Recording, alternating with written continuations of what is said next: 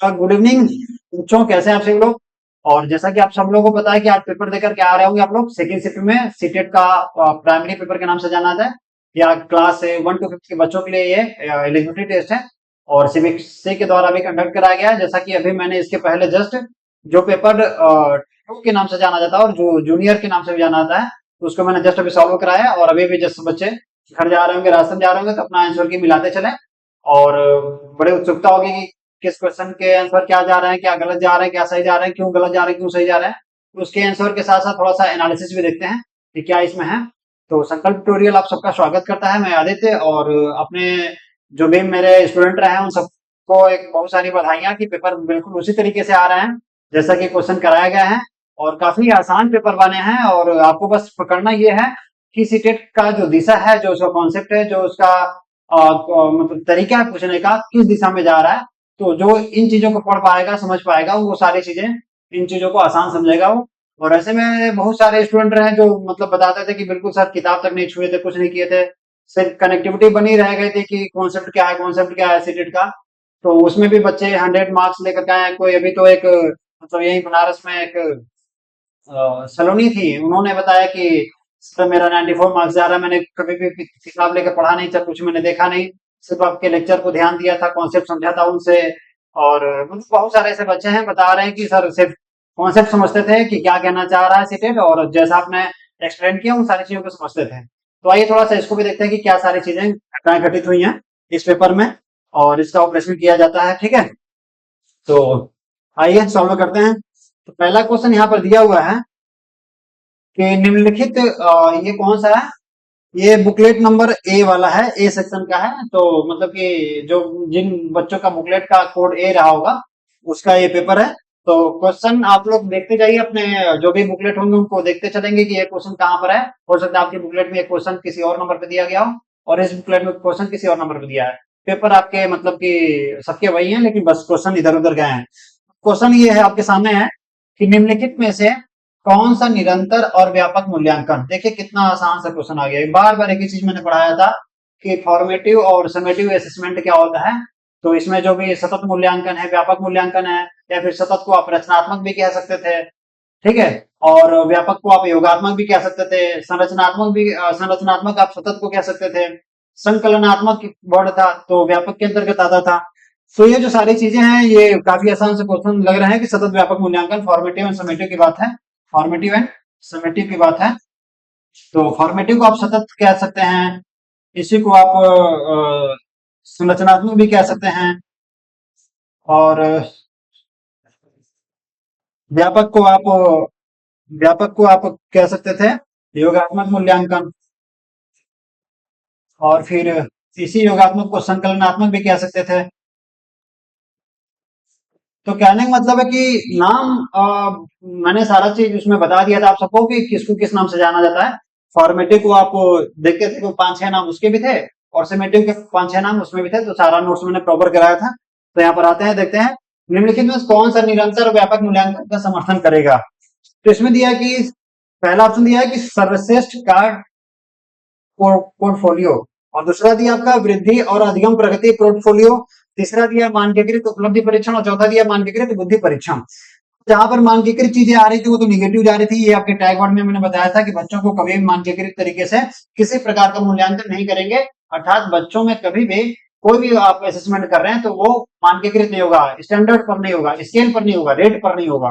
तो मानकीकृत के 2 ऑप्शन आपके कट जा रहे हैं, यानी तीसरा और चौथा ऑप्शन सीधे से कट जा रहा है। अच्छा, एक दिया सर्वश्रेष्ठ और एक दिया वृद्धि और अधिगम प्रगति। तो जब हम फॉर्मेटिव समेटिव करते हैं तो इसका मतलब ये होता है कि बच्चे के क्लास के बीच में और क्लास के साथ साथ उसके बाद की जो स्थिति होती है उन दोनों का मूल्यांकन किया जाए।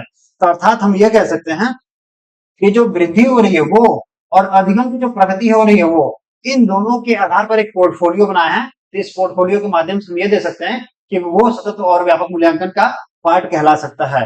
तो अगर हम सर्वश्रेष्ठ कार्य पोर्टफोलियो देखेंगे तो सिर्फ एक पोर्टफोलियो का एक इंडिकेशन दे रहा है। पोर्टफोलियो बनाने का आपके पास जो डेटा बन रहा है सिर्फ डेटा दे रहा है, उसमें प्रगति के बारे में बहुत सारी चीजें, वृद्धि वृद्धि को नहीं दर्शा रहा है, वो अधिगम को, प्रगति को नहीं दर्शा पा रहा था। यानी जब दोनों चीजों को दर्शाने का प्रयास किया जा रहा था वो सतत व्यापक मूल्यांकन का पार्ट हो जाएगा। इसके आधार पे हमारा जो सेकंड ऑप्शन हो जाएगा वो सही हो जाएगा, यानी फर्स्ट ऑप्शन भी हमारा थोड़ा गलत हो जाएगा।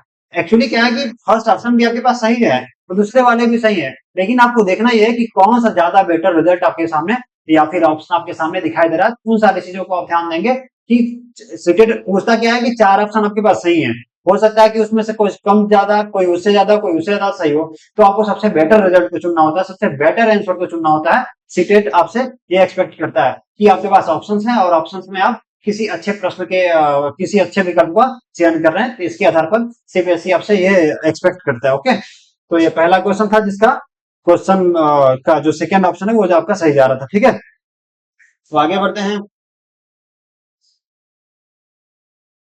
क्वेश्चन नंबर सेकंड देखते हैं। ओके, क्वेश्चन नंबर सेकंड, और यहां पर आते हैं सेकंड क्वेश्चन पर। क्वेश्चन जो सेकंड दिया हुआ है वो आपका जो क्वेश्चन सेकंड है ये आपके असर्शन और रीजन से जुड़ा हुआ है, और यहाँ पर यह पूछा गया है कि शिक्षकों को बच्चों के साथ काम करते समय लगातार अपने स्वयं के दृष्टिकोण और पूर्वाग्रहों की जांच करनी चाहिए। पहला एक आपका स्टेटमेंट दे दिया है कि जो टीचर हैं वो जब पढ़ाई करने चले जा रहे हैं, मतलब क्लास में जब जा रहे हैं पढ़ाने के लिए, तो पढ़ाते वक्त जो टीचर हैं वो अपने पूर्व के आग्रह यानी कि प्री जुड़ाई जो चीजें हैं या पहले की जो भी उनकी मेंटेलिटी या फिर कॉग्निटिव स्टेटस है या किसी बच्चे के प्रति जो भी कुछ कभी कोई घटनाएं घटित हुई हो, तो उन चीजों के साथ तो नहीं जा रहा है ना। ऐसा तो नहीं है ना कि उनके माइंड में किसी बच्चे को लेकर के कोई गलत निर्णय है या फिर गलत धारणा है, उनके आधार पर चले जा रहे हैं क्लास में और फिर वो बच्चा वहां पर मिल जाएगा तो फिर उसके साथ पूर्वाग्रह की स्थिति में उस बच्चे के साथ क्लासमेट करने लगेंगे। तो ऐसा चेक करना होता है कि कहीं ऐसा तो नहीं है कि वो जो शिक्षक है वो क्लास में जब जा रहा है तो उसका जो दृष्टिकोण है वो पूर्वाग्रह से जुड़ा है कि नहीं है। तो टीचर इन चीजों को बैलेंस करेगा कि कहीं ऐसा तो नहीं है हम किसी चीज का निर्णय ले रहे हैं उस बच्चे के साथ कहीं बायसनेस ना हो जाए, कहीं गलत ना हो जाए। तो ये जांच आपको एज ए टीचर आपको करना पड़ेगा, पूर्वाग्रहों की जांच एज ए टीचर आपको करना पड़ेगा, यानी ये आपका स्टेटमेंट सही जा रहा है। ओके, पूर्वाग्रह का मतलब होता है जब किसी भी विचार पर, किसी भी तर्क पर या फिर किसी भी धारणा के आधार पर आपके माइंड में कोई पहले की एक धारणा, एक पहले की कोई एक घटना आपके माइंड में बनी हुई है और उसी धारणा और घटना के आधार पर आप आगे का निर्णय लेते चले जा रहे हैं, तो ये पूर्वाग्रह कहलाता है। ठीक है, तो उसे पूर्वाग्रह को टीचर को चेक करना पड़ेगा कि हमारे माइंड में, हमारे विचार में, हमारे स्वभाव में, हमारे संज्ञान में, हमारे भाव में कहीं ऐसा तो नहीं कि किसी बच्चे के लिए हमारे मन में किसी प्रकार की पूर्व की धारणा या पूर्व के आग्रह के रूप में रखा गया है। तो इसकी जांच टीचर करेगा, यानी ये वाला ऑप्शन आपका सही जा रहा था। ठीक है, अच्छा दूसरा दिया है समस्या समाधान की प्रक्रिया कार्यात्मक स्थिरता से बाधित है। अच्छा देखिए, इसमें जो एक्सप्लेनेशन है बड़ा कम लोग समझ पाएंगे कि क्या ये कहना चाह रहा है। तो ये कह रहा है कि जो आप प्रॉब्लम सॉल्विंग जो आपका तरीका है, प्रॉब्लम सॉल्विंग का जो आपका तरीका है कार्यात्मक स्थिरता, कार्यात्मक स्थिरता का मतलब होता है कोई चीज पहले से फिक्स है कि कार्य करने की शैली को किसी ने पहले से फिक्स कर दिया, अर्थात कि हम ये कह सकते हैं कि आप क्या करना चाह रहे हैं और क्या कर रहे हैं किसी ने पहले से फिक्स कर दिया है। ठीक है, जब किसी ने पहले से ही फिक्स कर दिया है आपकी समस्या समाधान की जो क्षमता हो जाएगी, जो क्रिएटिविटी हो जाएगी, क्या हो जाएगी, स्लो हो जाएगी। अगर जो हम किसी बच्चे के पहले से फंक्शनल और फिक्सनेस को हम इंडिकेट कर देंगे कि तुम इसी के दायरे में, इसी क्राइटेरिया में, इसी स्केल में, इसी लिमिटेशन में ही किसी कार्य को कर सकते हो, तो वहां पे प्रॉब्लम सॉल्विंग यानी समस्या समाधान की कौशल या फिर उसकी क्षमता विकसित कैसे होगी। समस्या समाधान के कौशल का विकास तभी होता है जब बच्चा उन्मुक्त तरीके से सोचने का प्रयास करता है, यानी स्वतंत्र तरीके से सोचने का प्रयास करता है कि जो वो है उसके आधार पर धारणाओं या परिकल्पनाओं का निर्माण करे और आगे आने वाली सिचुएशन में, परिस्थितियों में उन समस्याओं का समाधान कर पाए। यानी कि किसी प्रकार की जो कार्यात्मक स्थिरता है वो क्या करती है, समस्या समाधान को बाधित करती है, यानी यह भी स्टेटमेंट आपका सही जा रहा है। ठीक है, यानी ए एंड आर दोनों सही जा रहा है, तो दोनों ए और आर सही जा रहा है और एक दूसरे की व्याख्या भी कर रहे हैं, यानी आपका ऑप्शन ये वाला हो जाएगा। ओके, तो आपका ये वाला मिला लीजिएगा, आगे चलते हैं। ठीक,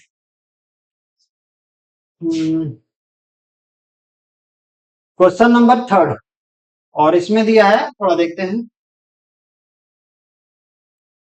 कभी कभी क्या होता है कि ये ब्लैक बोर्ड मतलब ये जो कहते हैं कि डिजिटल बोर्ड, ये सारी चीजें क्लियर आ नहीं पाती हैं, तो थोड़ा सा ये सारी चीजें इधर। ठीक है, क्वेश्चन शो कर रहा होगा अच्छे से, आइए थोड़ा देखते हैं। कलर रहने देना, कलर अच्छा है। तो अगला क्वेश्चन दिया है, गणित में अपने खराब अंकों के बारे में बात करते हुए अभी, गणित में उसका खराब अंक है, अभी एक बच्चा कहता है मुझे अंकों की समझ नहीं है, उसको अंक के बारे में समझ ही नहीं, अंडरस्टैंडिंग ही नहीं है, यानी उस समझने की उसके अंदर जो क्षमता योग्यता है वो है ही नहीं। कह रहा कि अभी अपने प्रदर्शन का कारण किसको ठहरा रहा है। तो मुझे ये पूछ रहा है कि अभी का जो भी वो कहने का जो लहजा है, जो कहने का तरीका है, वो क्या इंडिकेट कर रहा है। तो इसका मतलब हम देखें, किस्मत, किस्मत तो नहीं होता कोई चीज का, ठीक है। फिर कार्य की कठिनाई, कठिनाई के आधार पर बच्चे कभी कभी ऐसा कह देते हैं, लेकिन बच्चे कहते हैं, लेकिन एज ए टीचर आपको समझना पड़ेगा कि कठिनाई के आधार पर कहा कि क्या कारण है, ठीक है। तो यानी ये भी ऑप्शन आपका गलत जा रहा है और ये भी ऑप्शन आपका गलत जा रहा है, उसी से कमी है। तो ये तुम्हारी बच्चे की खुद की कमी है, लेकिन एज ए टीचर आप क्या करेंगे, यानी एक एनसीएफ का स्टेटमेंट है कि यदि एक बच्चा फेल है तो पूरा सिस्टम फेल होता है, यानी हम ये भी नहीं कह सकते कि कोशिश की उसने कमी की। आप एक टीचर हैं तो आपको बच्चों के अंदर कैपेबिलिटी को इनहेंस करना पड़ेगा, डेवलप करना पड़ेगा। बच्चे में कमी नहीं है, ये बार बार आपका सीटेट ये आपसे एक्सपेक्टेशन करता है, सीबीएसई आपसे यही सोचता है कि किसी बच्चे में कोई कमी नहीं है, आप जो भी उसके अंदर कमी है उसके अंदर जो भी एक पॉजिटिव होगा उसको इनहेंस करिए, उसको आगे बढ़ाइए। यानी ऑप्शन हो जाएगा योग्यता का अभाव है, योग्यता का डेवलपमेंट टीचर को करना पड़ेगा कि उसके अंदर उस योग्यता डेवलप हो जाए कि वो ये ना कर पाए कि मुझे अंकों की समझ ही नहीं है, ठीक है। तो टीचर का गुण हो जाएगा कि वो उसको समझे, यानी आपका फोर्थ वाला जो ऑप्शन हो जाएगा वो सही हो जाएगा, योग्यता का अभाव वाला ऑप्शन, ठीक है। आगे चलते हैं।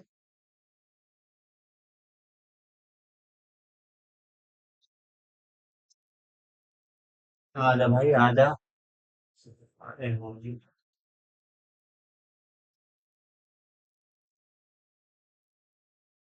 भाई साहब, दिख रहा है क्वेश्चन? पूरा नहीं दिख रहा होगा ना उस साइड से, सॉरी। ये ना जो डिजिटल बोर्ड है ना, बड़ा एक उलझाऊ चीज है। चलिए ये तो दिख रहा होगा ना अब तो। इधर बढ़ जा भाई, इधर बढ़ जा तू। चलिए कोई बात नहीं। चलिए अगला क्वेश्चन जो दिया हुआ है, आइए इस पे देखते हैं। दिया है कि लेव वाइगोत्स्की के सिद्धांत के अनुसार, लेव वाइगोत्स्की सिद्धांत का नाम था सामाजिक संज्ञानात्मक और सामाजिक सांस्कृतिक संज्ञानात्मक विकास का सिद्धांत, और कभी कभी इसको सांस्कृतिक सामाजिक संज्ञानात्मक विकास के सिद्धांत के नाम से भी जाना जाता है। तो लेव सिमोनोविच वाइगोत्स्की के अनुसार छात्रों के सीखने के अनुभव को बेहतर बनाने के लिए निम्नलिखित में से कौन सा अनुशासित दृष्टिकोण है। तो वाइगोत्स्की ये कह देता है कि जो बच्चा होता है उसको सहायता दीजिए, उसको आप फैसिलिटेट करिए, और एमक्यू के रूप में आप उसको थोड़ा सा डायरेक्शन देंगे तो अपने स्तर तक, अपने जेडपीटी तक वो पहुंच जाएगा, यानी पोटेंशियल स्टेज तक वो पहुंच जाएगा। तो कहते हैं प्रत्येक बच्चा वो कर सकता है, लेकिन उसको पहले स्वयं से प्रयास करना होता है, फिर बीच में आपको इसके फोल्डिंग देना पड़ता है एजेएमक्यू के रूप में, फिर वो बच्चा जेडपीटी के पोटेंशियल लेवल पर वो पहुंच जाता है, ठीक है। तो आइए देखते हैं लेव वाइगोत्स्की के अनुसार क्या सारी चीजें हैं। तो छात्रों को ऐसा काम प्रदान करना जो उनकी समझ के वर्तमान स्तर से पूरी तरह से असंबंधित है। भैया अगर जो कोई बच्चों को ऐसा काम थमा देंगे जो उनके पास से, जो उनके प्रीवियस नॉलेज से या एक्सपीरियंसेस से कोई संबंध ही नहीं स्थापित कर पा रहा है, तो बच्चा सीखेगा क्या, जानेगा क्या। और जो कोई बच्चा हम जो कहते हैं अल्फा बीटा गामा समझे भी नहीं करेगा क्या है क्या नहीं है, तो इसका मतलब ये वाला ऑप्शन सीधे सीधे असंबंधित की कहानी, ये वाला ऑप्शन आपका कट जाएगा। ओके, दूसरा आते हैं, छात्रों के वर्तमान स्तर पर आधारित उनको उचित समर्थन और मार्गदर्शन के साथ काम प्रदान करना। अच्छा, ये वाला ऑप्शन ठीक जा रहा था। और भी देखते हैं तीसरा ऑप्शन, छात्रों को कोई सहायता नहीं देना, ये तो गलत है, इसके फोल्डिंग देना था ना। ले वाइगोत्स्की का सिद्धांत पूछ रहा है, तो सिद्धांत के अनुसार हम देखते हैं ले वाइगोत्स्की ने कहा था कि भैया बच्चों को सहायता दीजिए, यानी इसके फोल्डिंग दीजिए, अस्थायी सहयोग दीजिए, एक टेक्निक दीजिए। बिना टेक्निक के वो मचान पे कैसे चढ़ेगा वो, ठीक है। तो यानी सहायता नहीं देना, यानी ये वाला ऑप्शन कट जा रहा है। चौथा देखते हैं, छात्रों को ऐसा काम प्रदान करना जिसे वे व्यक्तिगत रूप से प्रबंधित और पूरा कर सकते हैं। देखिए ये तो आपका ऑप्शन सही जा रहा है, लेकिन पूछा कहानी किसका है, वाइगोत्स्की का। और वाइगोत्स्की कहते हैं कि छात्रों के वर्तमान स्तर, यानी जो स्वयं के द्वारा किया गया कार्य था वो, और उस पर आधारित उनके उचित समर्थन और मार्गदर्शन के साथ काम प्रदान करना, वह इसकी फोल्डिंग देकर के जो बच्चा चाह रहा था उसी दिशा में उसको आगे बढ़ा देंगे। वाइगोत्स्की ऐसा कहते हैं। चौथा वाला ये ऑप्शन सही जा रहा था, लेकिन यहाँ पर सीधे सीधे इंडिकेट कर दिया वाइगोत्स्की के अनुसार बताना था, यानी चौथा ऑप्शन आपका कट जाएगा, तीसरा ऑप्शन कट जाएगा, आपका दूसरा ऑप्शन सही हो जाएगा। दूसरे ऑप्शन में दिया छात्रों को वर्तमान स्तर पर आधारित उनको उचित समर्थन और मार्गदर्शन के साथ काम प्रदान करना। ओके, इसके बारे में पूरा प्रॉपर मैंने डेटा के साथ और मैंने चार्ट के साथ पूरा मैंने प्लानिंग के साथ मैंने पूरा दिखाया था कि कैसे कैसे इसकी फोल्डिंग डेवलप हो रहा था, कैसे एमकेओ आ रहा था और कहाँ पर उसके जेडपीडी और कहाँ पर उसको इनिशियल पोटेंशियल स्टेज सारी चीजें जा रही थी। ठीक है, तो उन सारी चीजों को फिर से क्लास में कराया जाएगा, आप लोग जरूरत होगा तो आगे बढ़े। चलिए, अगला क्वेश्चन दिया है। ठीक है, अगला क्वेश्चन दिया है।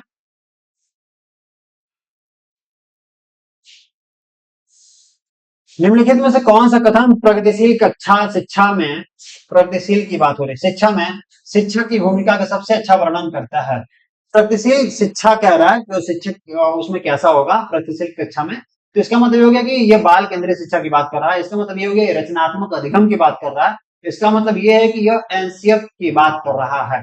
ठीक है, प्रगतिशील शिक्षा हो, बाल केंद्रीय शिक्षा हो, एनसीएफ की बात हो, ये सारी चीजें क्या कह रहा है, ये सारी चीजें एक दूसरे से कोरिलेटेड है। ठीक है, तो प्रगतिशील कक्षा क्या होता है देखते हैं।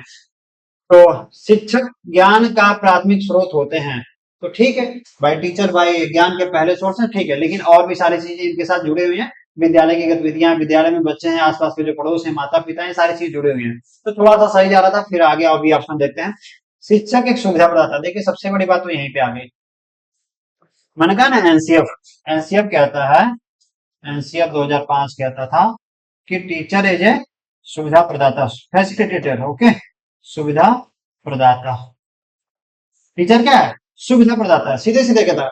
टीचर ये नहीं कर सकता है कि हम मैथ के टीचर हैं, आओ तुम हमसे मैथ पढ़ो, नहीं मैथ पढ़ोगे तो बहुत मार मारेंगे। हम लोग जब बच्चे थे तो हम लोग के टीचर ऐसे ही करते थे, अपने मतलब मैथ के टीचर आते थे तो नहीं पढ़ पाते तो बहुत मार मारते थे। अब हमें बताइए कि बाकी विषय में अच्छा कर लेते थे तो उसको नहीं पढ़ाने के लिए फोर्स किया जाता था, मैथ पढ़ो मैथ पढ़ो, इंग्लिश पढ़ो इंग्लिश पढ़ो, और नहीं पढ़ोगे तो बहुत मार मारते थे, हम लोग डर के मारे क्लास छोड़ के भाग जाते थे पीछे से। तो कहानी ऐसी है कि आप एक सुविधा प्रदाता है, आप एक शिक्षक है, आप मतलब डोमिनेट नहीं कर सकते आप डिक्टेटरशिप नहीं कर सकते, आप एक टीचर है तो आप टीचर के रूप में फैसिलिटेट करिए। फैसिलिटेटर का मतलब होता है कि कोई बच्चा है जिस भी दिशा में आगे बढ़ना चाह रहा है उसको उस दिशा में सुविधा प्रदान करना। तो अगर जो कोई बच्चा है संगीत की दुनिया में आगे बढ़ना चाह रहा है तो संगीत की दुनिया में उसको आगे बढ़ना पड़ेगा। अर्थात कि थोड़ा लाइट कट गया है, एक मिनट सॉरी।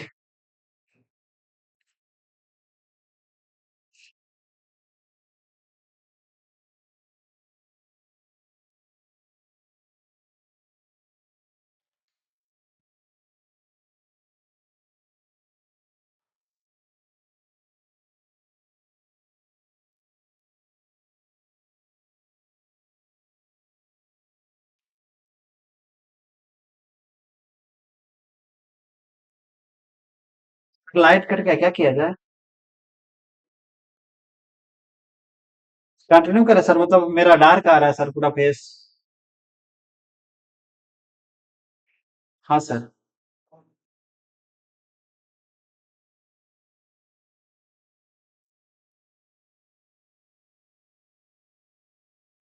हाँ सर, ये तो दिख रहा है पूरा डिजिटल बोर्ड दिख रहा है, कोई दिक्कत तो नहीं है ना सर। ठीक सर, ठीक, ओके सर, ओके।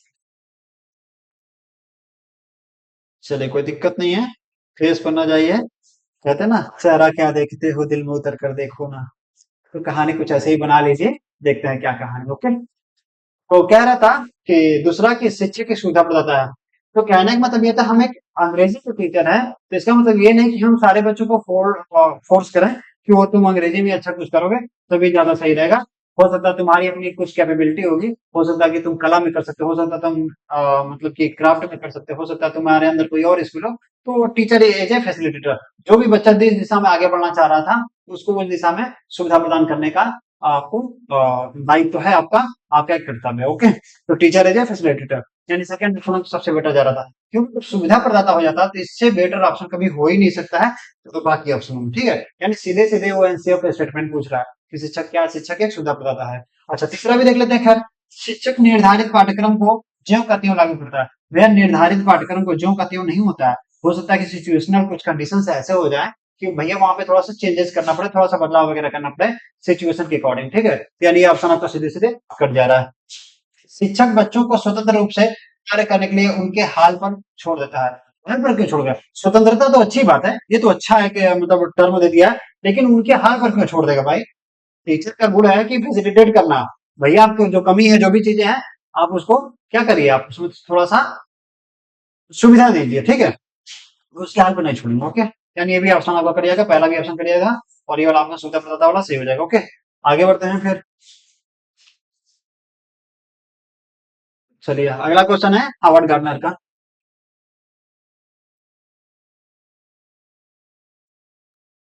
ठीक है ना, क्वेश्चन देख रहे हैं ना? ओके, चलिए गार्डनर का बहुबुद्धि का सिद्धांत है, आपको तो पता ही होगा। तो 8 बुद्धि दिया था, बाद में एक और बुद्धि जुड़ गया था, 9 बुद्धि हो जाता टोटल। तो हावर्ड गार्डनर का कहानी है था। हावर्ड गार्डनर के दी गई बुद्धि की अवधारणा का निहितार्थ है, वो क्या कहना चाह रहा था, वो ये पूछ रहा, ठीक है ना। हावर्ड गार्डनर ने कहा था कि बहुबुद्धि होता है एक व्यक्ति के अंदर कई सारी बुद्धियों का समंजन होता है और हो सकता है कि समय समय पर उन सारी बुद्धियों का प्रदर्शन करता रहे, ऐसा कहते हैं हावर्ड गार्डनर। ठीक है, तो कहते हैं सभी लोग दुनिया को समान रूप से समझते हैं। समान तो नहीं समझ सकते हैं भैया। हाँ, कैसे समाज समझ सकते हैं? किसी वस्तु को आप देख रहे हैं तो हो सकता है आपका नजरिया कुछ और हो और दूसरे का नजरिया कुछ और हो, होता है ना ऐसा। जैसे कि आप घाटों को देख रहे हैं तो घाटों को देखने का नजरिया आपका कुछ और हो सकता है, हो सकता है किसी और का कुछ और हो सकता है। तो नजरिया आपका चेंज हो जाएगा। ठीक है, ये ऑप्शन आपका गलत हो जाएगा। अलग अलग आयामों में लोगों की अलग अलग योग्यताएं होती हैं। भैया बहुत सही कह रहा है कि सबके अपने अपने डायमेंशन हैं, अपने स्केल, अपने फ्रीक्वेंसी है, अपने अपने समझने के तरीके हैं। हो सकता है कि किसी मतलब कि कोई व्यक्ति है, कोई पुरुष है या कोई महिला है, आपको अच्छा लगा तो आपके देखने का नजरिया आपका अलग है तो आपको अच्छा लगा। हो सकता है किसी अन्य का देखने का नजरिया कुछ और हो तो अच्छा लगे ना लगे, तो उसके डायमेंशन के ऊपर है, उसके फ्रीक्वेंसी, उसके पास्ट एक्सपीरियंसेस, उसकी नजरिया, उसके एनवायरमेंट के आधार पर वो सारी चीजें डिसाइड होती हैं। यानी यही बात आपका गार्डनर कहते हैं। ये वाला ऑप्शन आपका सही जा रहा था। और आगे देखते हैं, बुद्धि का केवल एक ही आयाम होता है, बिल्कुल गलत। उनका बहुबुद्धि, इनके सिद्धांत का नाम है बहुबुद्धि का सिद्धांत, तो एक आयाम नहीं होता। ओके, बुद्धि केवल प्रयोगात्मक अधिगम से संबंधित है, नहीं, ऐसा भी नहीं। ठीक है, उन्होंने कहा था कि अलग अलग आयाम हैं और लोगों की अलग अलग योग्यता है, केवल प्रयोग के आधार पर अधिगम नहीं जुड़ा होता है। ठीक है ना, हम चीजों को सिर्फ प्रयोग के आधार पर चाहेंगे कि वो उसके अधिगम से हम जुड़ जाएंगे, तो ऐसा हावर्ड गार्डनर ने कहा ही नहीं था। उन्होंने बस इतना कहा था, बस एक व्यक्ति के अंदर कई सारी बुद्धियों का समंजन हो सकता है और उनको विभिन्न समयों में, विभिन्न आयामों में उसका जो नजरिया है, उसका जो बुद्धि है, विवेक है, वो कार्य करने लगता है। ठीक है, तो आगे बढ़ते हैं, यानी सेकंड ऑप्शन आपका ये वाला सही हो जाएगा, बाकी ऑप्शन आपके कट जा रहे हैं। आगे बढ़ते हैं, अगला क्वेश्चन दिया है आपका। क्या भाई, इतना बड़ा क्वेश्चन लेके चले आए।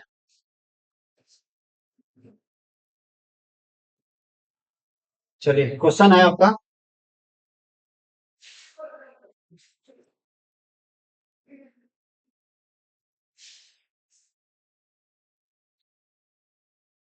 ये क्वेश्चन आपका निम्नलिखित में से अवधारणा के निरूपण का कौन सा क्रम बच्चों की संज्ञानात्मक क्षमताओं के उत्तरोत्तर विकास के अनुसार है।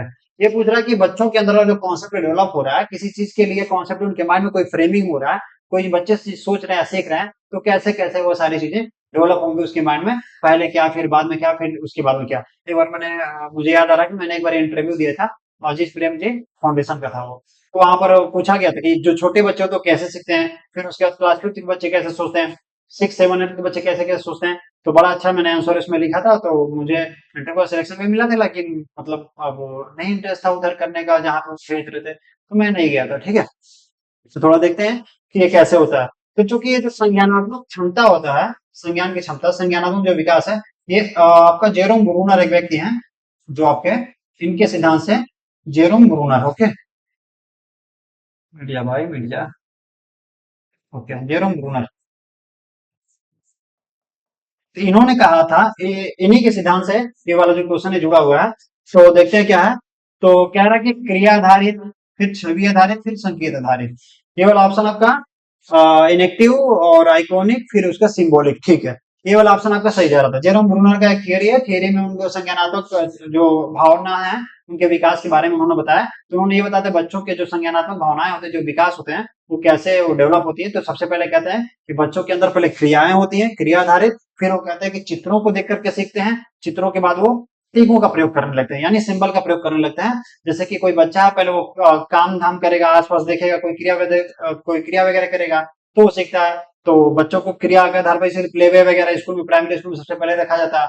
फिर बच्चे चित्रों के आधार पर देख कर लगते हैं सीखने के, भैया ये शेप है, ये बॉल है, ये आपका त्रिभुज है, तो इन सारी चीजों के आधार पर बच्चे सीखने लगते हैं। फिर बाद में हमने कह दिया कि भैया इसको अल्फा से, बीटा से और इसको गामा से डिनोट करो, यानी सिंबल के आधार पर सीखने का प्रयास करता है। तो जो सिंबॉलिक होता है वो लास्ट होता है, ठीक है। तो जयराम गुरुकुल के जो 3 स्टेज तरीके हैं उनको सिखाने के, उसी पर आधारित है। तो ये वाला छवि तो नहीं हो सकता, पहले छवि नहीं होता, संकेत सीधे सीधे नहीं दे सकते हैं। बच्चों को पहले संकेत के आधार पर नहीं सिखाएंगे, पहले बच्चों के आसपास के जो पर्यावरण है को दिखाकर उसमें क्रिया करा करके सिखाएंगे, ठीक है। अच्छा, संकेत की कहानी फिर आ गई, यानी दूसरा तीसरा चौथा ऑप्शन कर दिया रहा था। पहला ऑप्शन आपका पहला क्रिया आधारित, छवि आधारित और संकेत आधारित चीजों के बारे में आपको जेरोम ब्रूनर कह रहे थे, तो उसके अकॉर्डिंग ये थियरी है। तो आगे बढ़ते हैं। अगला क्वेश्चन जो दिया है क्वेश्चन नंबर 8 है इसमें है, और इस पे आते हैं, देखते हैं इसमें क्या है। दिया है, शिक्षकों को कक्षा में प्रभावी संज्ञान सुनिश्चित करने के लिए, शिक्षकों को कक्षा में प्रभावी संज्ञान को बढ़ाना है, सुनिश्चित करने के लिए बच्चों को संवेगात्मक सहारा देना चाहिए। ठीक है भैया, अच्छी बात है, संवेग का सहारा देंगे, अच्छी बात है। संवेग और संज्ञान एक दूसरे से जटिल रूप से संबंधित हैं, ये भी बात सही है, ठीक है। अच्छा देखिए, एक चीज और आ रहा है, जनजो एक है, जनजो, इन्होंने कहा था कि संवेग और संज्ञान एक दूसरे से जुड़े हुए नहीं है, उन्होंने कहा था, लेकिन यहाँ पे जनजोग का नाम नहीं लिया गया है, तो यहाँ पे सीधे सीधे हम कह देंगे भैया एक दूसरे से जुड़े हुए हैं। जब भी हमारा जो संवेग होता है, यानी जो हमारे भाव होते हैं, हमारे जो भाव होते हैं वो हमारे ज्ञान को प्रभावित करते हैं। हो सकता है कि आप क्लास में आए हैं और कोई बच्चा आपकी क्लास में एंट्री कर रहा है और पढ़ने के लिए बैठ गया, पता चलो उसके घर पे मम्मी पापा आपस में झगड़ा किए, मारपीट किए हों, और बच्चा आपके सामने बैठ करके पढ़ रहा है, तो आपको उसमें आप जो भी लेक्चर देंगे, जो भी उसको सिखाने का प्रयास करेंगे, तो नहीं सीखेगा, उसके संज्ञान में वो डेवलपमेंट नहीं होगा। यानी संवेग यानी भाव जो होंगे बच्चों के ज्ञान में प्रभाव डालेंगे, ठीक है। तो ये जनजोग का जो स्टेटमेंट था वो उन्होंने कहा कि कोई प्रभाव नहीं होता है, तो उसको उन चीजों को हटा दीजिएगा, लेकिन यहाँ पर जनजोग के बारे में पूछा हो गया, यानी ये भी स्टेटमेंट आपका ट्रू जा रहा है और ये भी स्टेटमेंट आपका ट्रू जा रहा था, ठीक है।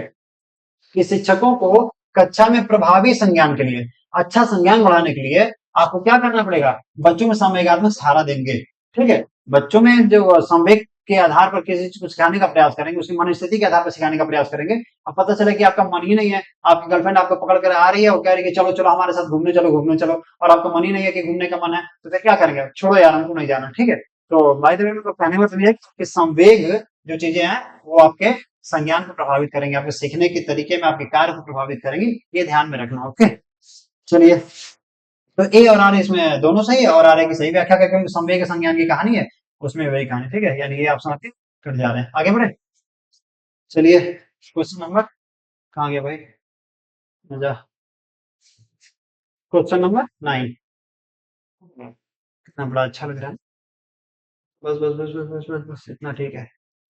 आइए, विकास के संदर्भ में अगला क्वेश्चन दिया है, विकास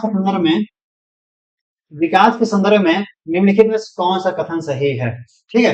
तो विकास के बारे में देखते हैं क्या कह रहा है, विकास एक असतत प्रक्रिया है, तो भैया ये तो विकास का क्रम तो सही रहता है, यानी ये स्टेटमेंट थोड़ा गलत जा रहा है। विकास चक्रीय तरीके से होता है, रैखिक नहीं, यानी ये ऑप्शन थोड़ा सही जा रहा था। और आगे देखते हैं, विकास विशिष्ट से सामान्य की ओर बढ़ता है, भैया ये तो गलत है। पहले बच्चों में सामान्य सा विकास होता है, आ गया, गर्मी भी हो रहा था ना, बात ये नहीं कि दिन में उतर कर देखिए गर्मी भी हो रहा है, ठीक है। चलिए, तो विकास विशेष से सामान्य नहीं होता है, विकास पर क्या सारे बच्चों में समान होता है, फिर उसके बाद उनके नरिशमेंट के अकॉर्डिंग, उनके इन्वायरमेंट के अकॉर्डिंग, उनके पालन पोषण के अकॉर्डिंग, उनके सिचुएशन के अकॉर्डिंग, उनके माहौल के अकॉर्डिंग, उनके आसपास के वातावरण के अकॉर्डिंग चीजें बदलते चली जाती हैं, यानी विशिष्टताएं आती चली जाती हैं, ठीक है। जैसे कि आप छोटे रहोगे, सारे बच्चे एक ही क्लास में पढ़ते पढ़ते पढ़ते उसी में कोई बच्चे साइंटिस्ट बन गया, कोई इंजीनियर बन गया, कोई आईएएम में चला गया, कोई अपना इंजीनियरिंग कर लिया, कोई अपना एमबीबीएस कर लिया, तो विशिष्टताएं धीरे धीरे आगे बढ़ती चली जाती है, यानी विशिष्टता जो होती है वो पहले सामान्य से आती है, तब विशिष्टताएं होती है, पहले विशिष्ट नहीं होता बच्चा, पहले उसमें सामान्य चीजें आती है, फिर वो विशिष्ट होता चला जाता है। ये ऑप्शन आपका सही जा रहा, नहीं सही जा रहा था भैया, विशिष्ट से सामान्य ना, गलत जा रहा था। अच्छा, विकास के विभिन्न पहलू एक दूसरे से स्वतंत्र होते हैं, ऐसा नहीं है, ऐसा नहीं है भैया, मतलब ऐसे कैसे हो सकता है कि आपका जो विकास ज्ञान का विकास है और आपका संज्ञान के विकास में भावनात्मक विकास आपके साथ जुड़े ही नहीं है, ऐसा नहीं है। भावनात्मक विकास, अभी जस्ट इसके पहले आपने क्वेश्चन किया था कि भावनाएं आपके संज्ञान को प्रभावित कर रही हैं, तो विकास जो भावनात्मक है, संज्ञानात्मक है, आपके शारीरिक विकास के साथ जुड़े हुए हैं। बार बार कोई आपको आकर के कहता है यार तुम बड़े दुष्ट हो, या तुम बड़े गंदे हो, या तुम बड़े दुष्ट हो, या तुम बड़े गंदे हो, या मतलब जो भी रोज फ्रीक्वेंसी आपके ऊपर मार रहा है, तो आपका संज्ञान प्रभावित हो जाएगा। ठीक है, तो इसका मतलब ये दोनों चीजें एक दूसरे से जुड़ी हुई है, सूत्र नहीं है ये ऑप्शन गलत चला जा रहा है, ये ऑप्शन गलत चला जा रहा है, और सतत प्रक्रिया ये भी गलत चला जा रहा है। चक्रीय तरीके से होता है, चक्रीय का मतलब होता है एक स्पाइरल तरीके से चला जा रहा है, विकास ऐसे ऐसे ऐसे ऐसे चलता चला जा रहा है सारे बच्चों। ठीक है, इसको स्पाइरल डेवलपमेंट कहते हैं। तो ये प्रक्रिया हमारी जो हमारा सेकंड ऑप्शन हो जाएगा ये सही हो जाएगा। ओके, आगे चलते हैं। समझ में आ रहा है ना? चलिए आगे बढ़ते हैं। हाँ, अगला क्वेश्चन देखते हैं। ले वाइगोत्स्की फिर आ गया, मतलब जीन पियाजे, वाइगोत्स्की, आपके गार्डनर, और फिर बाकी पेडागोजी का हमारा देख लेंगे। भैया कुछ नहीं, हम सच बता रहे हैं ना, हम हकीकत बता रहे हैं, मैं खुद नहीं कह रहा हूँ। सारे बच्चे कहते हैं कि सर आपका जो लेक्चर होता है उसका जो कॉन्सेप्ट होता है सीटेट का, वो जो निचोड़ होता है वहां से सारे क्वेश्चन आपके वैसे ऑटोमेटिकली सॉल्व हो जाते हैं, उसके लिए सॉल्व करने की जरूरत नहीं पड़ती है। ओके, समझने की प्रक्रिया है, बस समझ लेंगे तो सब हो जाएगा। कहते हैं ना, किसी व्यक्ति के माहौल के साथ, किसी आसपास के एनवायरनमेंट के साथ जैसा आप फ्रीक्वेंसी आप डिलीवर करेंगे, और वही फ्रीक्वेंसी सामने वाला कैच करता रह जाएगा, कैच करता रह जाएगा, फिर वो धीरे धीरे वो चीजें उसमें वो सारी चीजें डिलीवर हो जाएंगी। ठीक है, इसलिए कहते हैं जो भी सीटेट पूछता है उसमें बस फोकस ये करना होता है कि आप जो भी हैं उस टीचर उस बच्चे के अकॉर्डिंग आपको और सारी चीजों को डिलीवर करना है। आप एक सुविधा प्रदाता है, बच्चा अपना स्व की अभिव्यक्ति करेगा, वही अपने आत्मवान को संशोधित करेगा, अपने स्व को समझेगा, अपने आप को समझेगा। कहते हैं ना कि जो तुम हो वही रहो, तो वही बनाने का जो प्रक्रिया होता है वो आपको पेडागोगी के थ्रू मिलता है। अगर जो आप एक बूंद है तो बूंद बनी रहिए, वो बूंद धीरे धीरे आपके जीवन में ऐसा लहर मारेगा कि आप एक सागर बन जाएंगे। तो यानी कि आपके अंदर जो भी कैपेबिलिटी है, जो भी क्षमता है, जो भी तरीके हैं, जो भी सोचने के प्रक्रियाएं हैं, या फिर जो भी आपके गुण है या विशेषता है जिस भी क्षेत्र में, उसी को पकड़े रहिए, वही आपको एक दिन निखार देगा। बस यही आपकी कहानी होती है, सीटेट की कहानी ऐसी होती है। जो बच्चा जैसा सोचना चाह रहा था उसको उस दिशा में फैसिलिटेट करिए। आप एक टीचर है तो आप वो बच्चा क्या हो जाएगा, सर्वशक्तिमान हो जाएगा एक दिन उसी विषय में, क्षेत्र में। ठीक है, आगे बढ़ते हैं। अगला क्वेश्चन दिया है, ले भाई इसके फिर दिया ना, के अनुसार बच्चे अपने स्वयं के व्यवहार को किस प्रकार नियमित करते हैं। बच्चे अपना जो व्यवहार है किस प्रकार से उसमें नियम बना रहा है, फिर उसमें कैसे अपने चीजों को सीख रहे हैं, थोड़ा सा उसके बारे में दिया है। तो दिया है अनुकूलन की प्रक्रिया। भैया अनुकूलन तो भैया जीन पियाजे की कहानी है ना, संगठन, अनुकूलन, एसिमिलेशन और एकोमोडेशन। ठीक है, तो ये कहानी आपके जीन पियाजे हो जाएगी। संतुलिकीकरण या इक्विलिब्रियम की प्रक्रिया आपके जीन पियाजे की है।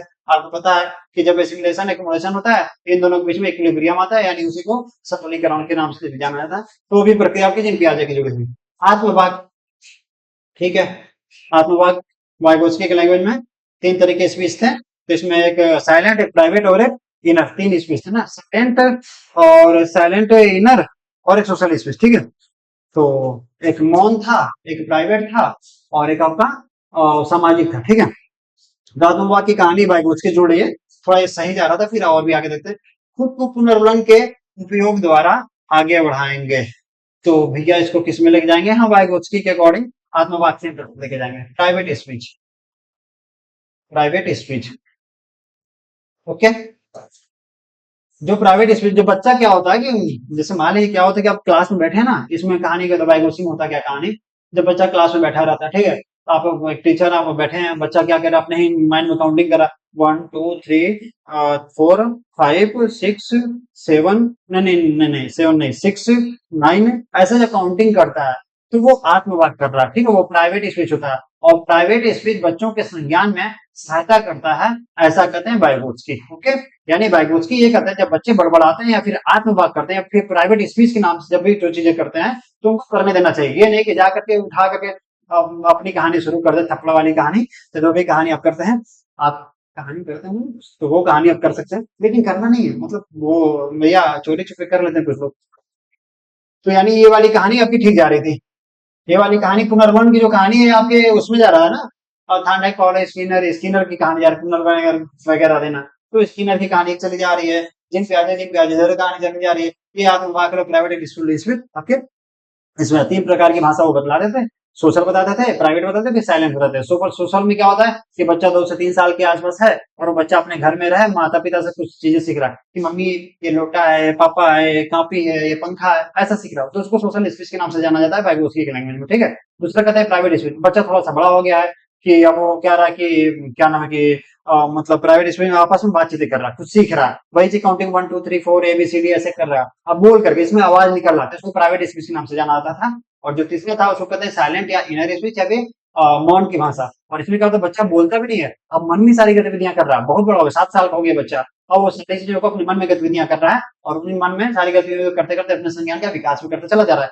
जैसे आप छोटे थे तब पूरा बोल बोल कर पढ़ते थे, हो सकता है अभी भी कुछ बच्चे हो कि वो बोल बोल कर पढ़ना, ऐसा नहीं मिलाना है कि भैया भाई उसके अकॉर्डिंग तुम अभी प्राइवेट स्पीच में, ऐसा नहीं कहना, मतलब उनकी एक टेंडेंसी बन गई है, वो अलग कहानी है। तो साइलेंट स्पीच जो होता है उसका मतलब ये होता है, वो भी संज्ञान के विकास में सहायक होता है, वो तब होता है जब आप थोड़े से लेवल में अच्छे चले जाते हैं, ठीक है। तो ये 3 तरह के लैंग्वेज उन्होंने बताया था, ठीक है। लैंग्वेज कहते हैं कि जो वाइगोत्स्की कहते हैं कि लैंग्वेज होता है उसके संज्ञान में विकास में सहायक होता है। भाषा लैंग्वेज और समाज संस्कृति, ये जो 3 तत्व हैं, ये तीनों संज्ञानिक विकास में काफी सहायता करती है, ऐसा वाइगोत्स्की करते हैं। ओके, आगे बढ़ते हैं। आगे कह रहा है ना, बड़ा बड़ा क्वेश्चन इसको कर दिया ना भाई साहब। ठीक है, क्वेश्चन दिख रहा है ना? हाँ दिख रहा होगा भाई साहब, इधर आ जाओ भाई क्वेश्चन। ठीक है, कोई बात नहीं, थोड़ा सा छोटा हो गया, कोई बात नहीं। दिया कि कक्षा 5वीं के बच्चों को तैरने और डूबने की अवधारणाओं को तैरने और डूबने की अवधारणाओं को पढ़ाने के लिए संरचनावाद में दृढ़ विश्वास रखने वाले शिक्षकों द्वारा कौन से शैक्षणिक दृष्टिकोण अपनाया जाएगा? ठीक है। तो संरचनावाद क्या कहता है कि बच्चा जो भी कर रहा है उसको करने दीजिए, आपको क्या करना है, आप एक टीचर हैं और एक फैसिलिटेटर हैं, बार बार वही कहानी है, एनसीएफ वाली कहानी है, ठीक है, सीधी बात बता रहा है। तो वहीं से जोड़ना आपको कि बच्चा जो कर रहा है उसको करने दीजिए, आपको करना क्या है, थोड़ा सा डायरेक्शन दे देंगे, थोड़ा सा गाइड कर देंगे, ठीक ना, गाइड कर देंगे तो बच्चा अपना करना सीख जाएगा, और धीरे धीरे उस दिशा में इसके फोल्डिंग के थ्रू, जैसे वाइगोत्स्की लैंग्वेज कहते हैं ना, संरचनावादी। तो जिन पियाजे वाइगोत्स्की ये लोग क्या है, संरचनावादी टाइप के है ना, सामाजिक संरचनावादी संरचनावादी है। तो लोग क्या कहते हैं कि बच्चा जो भी करना चाह रहा है उसमें थोड़ा गाइड कर दिए, थोड़ा सहयोग कर दीजिए, ये सारी चीजें है ना। तो व्याख्यान भी बिल्कुल कट कर देंगे, क्योंकि अच्छा 5 का बच्चा हो, उसको व्याख्यान वगैरह भी थोड़ा थोड़ा समझ में आएगा ना, मतलब 1 से 5 की कहानी, थोड़ा व्याख्यान वगैरह सुदूर रखना है। जब 6 से 8 बजे आता है बच्चा, जब ये पेपर भी देखना ना कि पेपर किस लेवल का, पेपर आपका 1 to 5 का है, तो आपको ध्यान देना पड़ेगा कि यहाँ पर आपको व्याख्यान कहानी की सारी चीजों को निगेट करना पड़ेगा, उसको नीचे रखना पड़ेगा, ठीक है। तो पेपर के अकॉर्डिंग आपको सोचने का तरीका बदलना पड़ता है, ये भी मैंने बताया था उस क्लास में, ठीक है। व्याख्यान भी देना है, अच्छा वीडियो दिखा देंगे, सिर्फ दिखाने से बच्चों के जो भी ज्ञान इंद्रिया वगैरह है वो इन्वॉल्व नहीं हो पा रही है ना सारी, सिर्फ वो क्या कर रहा है, सुन रहा है और देख पा रहा है, ठीक है, इतनी करें, प्रक्रिया वगैरह से नहीं जुड़ पा रहा है, यानी ये भी कहानी अच्छा है। पावर पॉइंट के द्वारा वही कहानी फिर किसी फिगर दिखा दिया और भाई चलो भाई सीख लिए, ऐसा नहीं होता, ठीक है। चौथा दिया निर्देशित खोज, इसको दिया गाइडेड डिस्कवरी को दिया। गाइडेड डिस्कवरी में क्या होता है कि भाई बच्चा जो करना चाह रहा था करने दीजिए और उसमें थोड़ा सा गाइड कर दीजिए, फैसिलिटेटर का काम करना है, ऐसे सूचना प्रदाता के रूप में आपको काम करना है, तो इसका मतलब कि ये वाला ऑप्शन आपका सही हो जाएगा, ठीक है। वही है सारी कहानी, एलसीएम की कहानी है, ठीक है ना, ये वाला ऑप्शन आपका सही हो जाएगा, इसको मार लीजिएगा। ओके, आगे चलते हैं।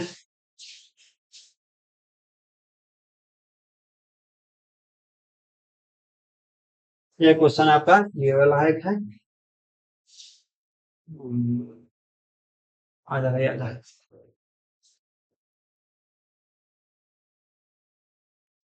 ये क्वेश्चन क्या देखते हैं, दिया निम्नलिखित में से कौन सी सार्थक सीखने के लिए एक प्रभावी स्मृति तकनीकी नहीं है।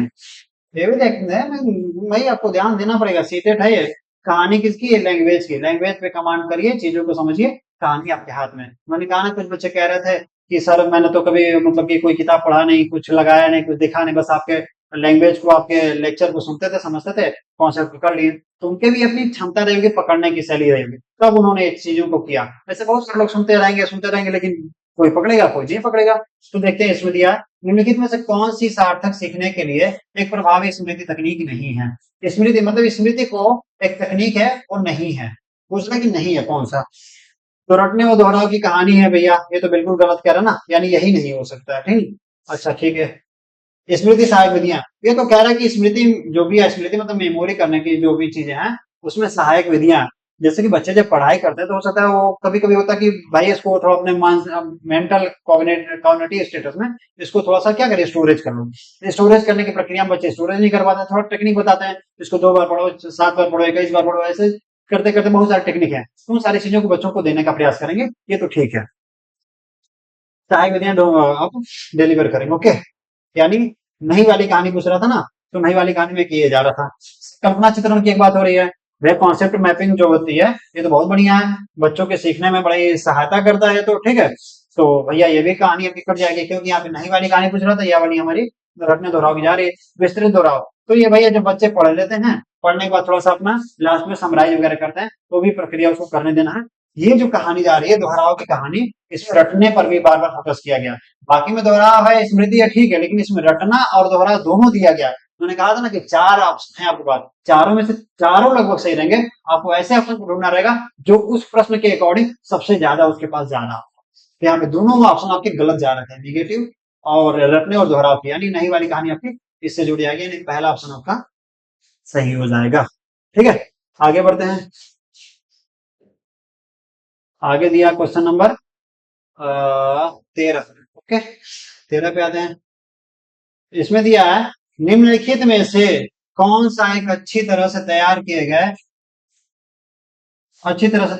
आलोचनात्मक सोच वाले प्रश्न की विशेषता नहीं है। क्रिटिकल थिंकिंग की बात करें ना, इसका प्रश्न नहीं है, यहाँ पर दिया नहीं है।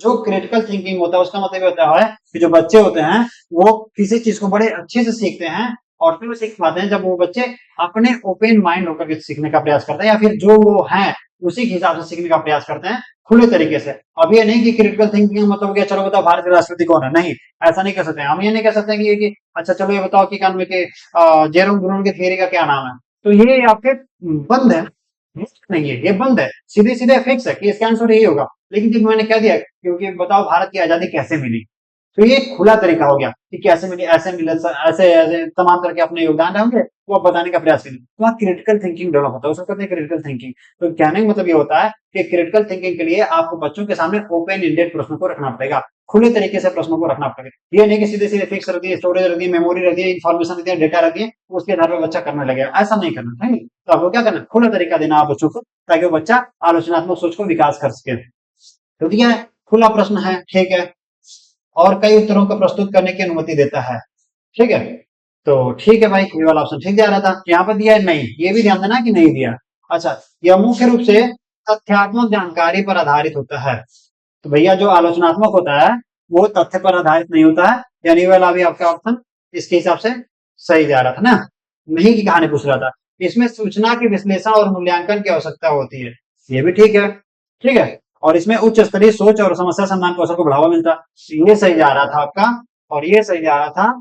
और मुख्य रूप से तथ्यात्मक जानकारी आधारित है, ये खुला प्रश्न, यानी ये वाला जो आपका ऑप्शन जा रहा था यही आपका गलत जा रहा है, और नई वाली कहानी यही पूछ रहा था। ठीक, तो जो आलोचनात्मक जो सोच है वह नहीं है, किसके माध्यम से नहीं होगा, जब बच्चा तथ्य की जानकारी पर आधारित चीजों को प्रस्तुत करेगा। ओके, जब बच्चा तथ्य के आधार पर चीजों को प्रस्तुत करने का प्रयास करेगा तो उसको कहते हैं क्रिटिकल थिंकिंग का ये तरीका नहीं है। ठीक है, ये पूछा भी है कि आलोचनात्मक जो सोच है वो कौन सा नहीं है, तो भैया ये भी है कि खुला प्रश्न है, ठीक है, तरह को प्रस्तुत करने की अनुमति देता है, तरीका हो सकता है। अब ये नहीं कि चलो भाई भारत की आजादी किसने कैसे मिला, तो एक बच्चे ने जो क्वेश्चन का आंसर दिया वही क्वेश्चन का आंसर बाकी ने भी दिया, ऐसा नहीं, सबके अपने तरीके होंगे, अपने अपनी चीजें होंगी। ठीक है, यानी पहला वाला सपोर्ट कर रहा था, दूसरा वाला नहीं सपोर्ट कर रहा, क्योंकि तथ्य की बात कर रहा है, इन्फॉर्मेशन की बात कर रहा है, डेटा की बात कर रहा था, तो उसको हटा देंगे। सूचना के विश्लेषण कर रहा है, बच्चा एनालिसिस कर रहा है, लास्ट में कहता है ना जब आप ऐसे लिखते हैं तो लास्ट में लिखते हैं एनालिसिस कंक्लूजन लिखते हैं ना, तो वो सारी चीजें इसको कहला है, तो ये तो ठीक है। अच्छा, इसमें यह उच्च स्तरीय सोच वाला, उच्च स्तरीय सोच में हाई थिंकिंग को डेवलप कर रहा है और समस्या समाधान कौशल को बढ़ावा दे रहा है। क्रिटिकल थिंकिंग हमेशा समस्या समाधान या प्रॉब्लम सॉल्विंग को इनिशिएट करता है, वो क्या ना डिमोटिवेट नहीं करता है। यानी ये वाला आपका सीधे से निगेट जा रहा है, यानी ये वाला ऑप्शन आपका सही हो जाएगा, क्योंकि इन्हीं की कहानी यहाँ पर पूछा हुआ था। ओके, आगे बढ़ते हैं, क्वेश्चन नंबर 14। तो देखते हैं 14, ये फिर एसर्शन रीजन का फिर क्वेश्चन आ गया आपके सामने, तो देखते हैं क्या कह रहा है इसमें इस बार। चलिए, क्वेश्चन नंबर 14 दिया है, विविध सांस्कृतिक पृष्ठभूमि से छात्रों की जरूरतों को पूरा करने के लिए कक्षा शिक्षण को सांस्कृतिक रूप से उत्तरदायी होना चाहिए। तो ठीक है भाई, विविध सांस्कृतिक पृष्ठभूमि वाले बच्चे बैठे हैं आपकी क्लास में, हो सकता है कि कोई नेपाल से आया, कोई जापान से आया, कोई कहीं से आया आपकी क्लास में, मतलब बाय द वे हो सकता है छोटे बच्चे हैं, तो अलग अलग गाँव से हो सकता है आए हो, या फिर अलग अलग संस्कृति से आए हो, कोई धर्म के आधार पर, संस्कृति के आधार पर विविधता हो, कोई उसके पहनावे को लेकर, रंग को लेकर के, विचार को लेकर के, तमाम तरह की विविधता है आपकी क्लास में बैठी हुई है। ठीक है, वे सांस्कृतिक पृष्ठभूमि से छात्रों की जरूरतों को पूरा करेंगे, उनकी जरूरतें जो पूरा करना है। अच्छा शिक्षण को सांस्कृतिक रूप से उत्तरदायी होना चाहिए। भैया जब आप विविध संस्कृति वाले बच्चे बैठे हुए हैं तो अच्छा जो शिक्षण होगा वो भी सांस्कृतिक रूप से अच्छा होगा। मान लीजिए कि आप लगे हैं एकदम कट्टर तरीके से, भैया नहीं हम मुसलमानों को ही मानते हैं, या फिर इस्लाम को ही मानते हैं, या फिर हम कहते हैं भाई हम हिंदू हैं, हिंदू को ही मानेंगे, तो बाकी बच्चों को नहीं प्रियोरिटी देंगे उस क्लास में। बच्चा क्या, उसकी जो सांस्कृतिक पृष्ठभूमि हो जाएगी, उसकी क्या हो जाएगी, निगेट कर रहे हैं आप, तो निगेट करेंगे तो गलत तरीका है ना। सबको क्या करेंगे, प्रियोरिटी देंगे। तो ये बात तो यानी ट्रू की बात कर रहा है कि बच्चा जो है कि विभिन्न सांस्कृतिक वाले पृष्ठभूमि के छात्र हैं, उसमें की जरूरतों को पूरा करने के कक्षा को सांस्कृतिक रूप से विविधता के रूप में जोड़ना पड़ेगा, कि विविधताओं को बढ़ाना पड़ेगा, तमाम तरह की विविधताएं उसमें क्लास में, तो विविधताओं के आधार पर उसमें स्वतंत्रता भी देनी पड़ेगी आपको। ठीक है, ट्रू है। दूसरा कह रहा है कक्षा में समता केवल मानकीकृत, देखिए फिर मानकीकृत, पहला एक क्वेश्चन आपके पास था, पहला या दूसरा क्वेश्चन आपके पास था मानकीकृत।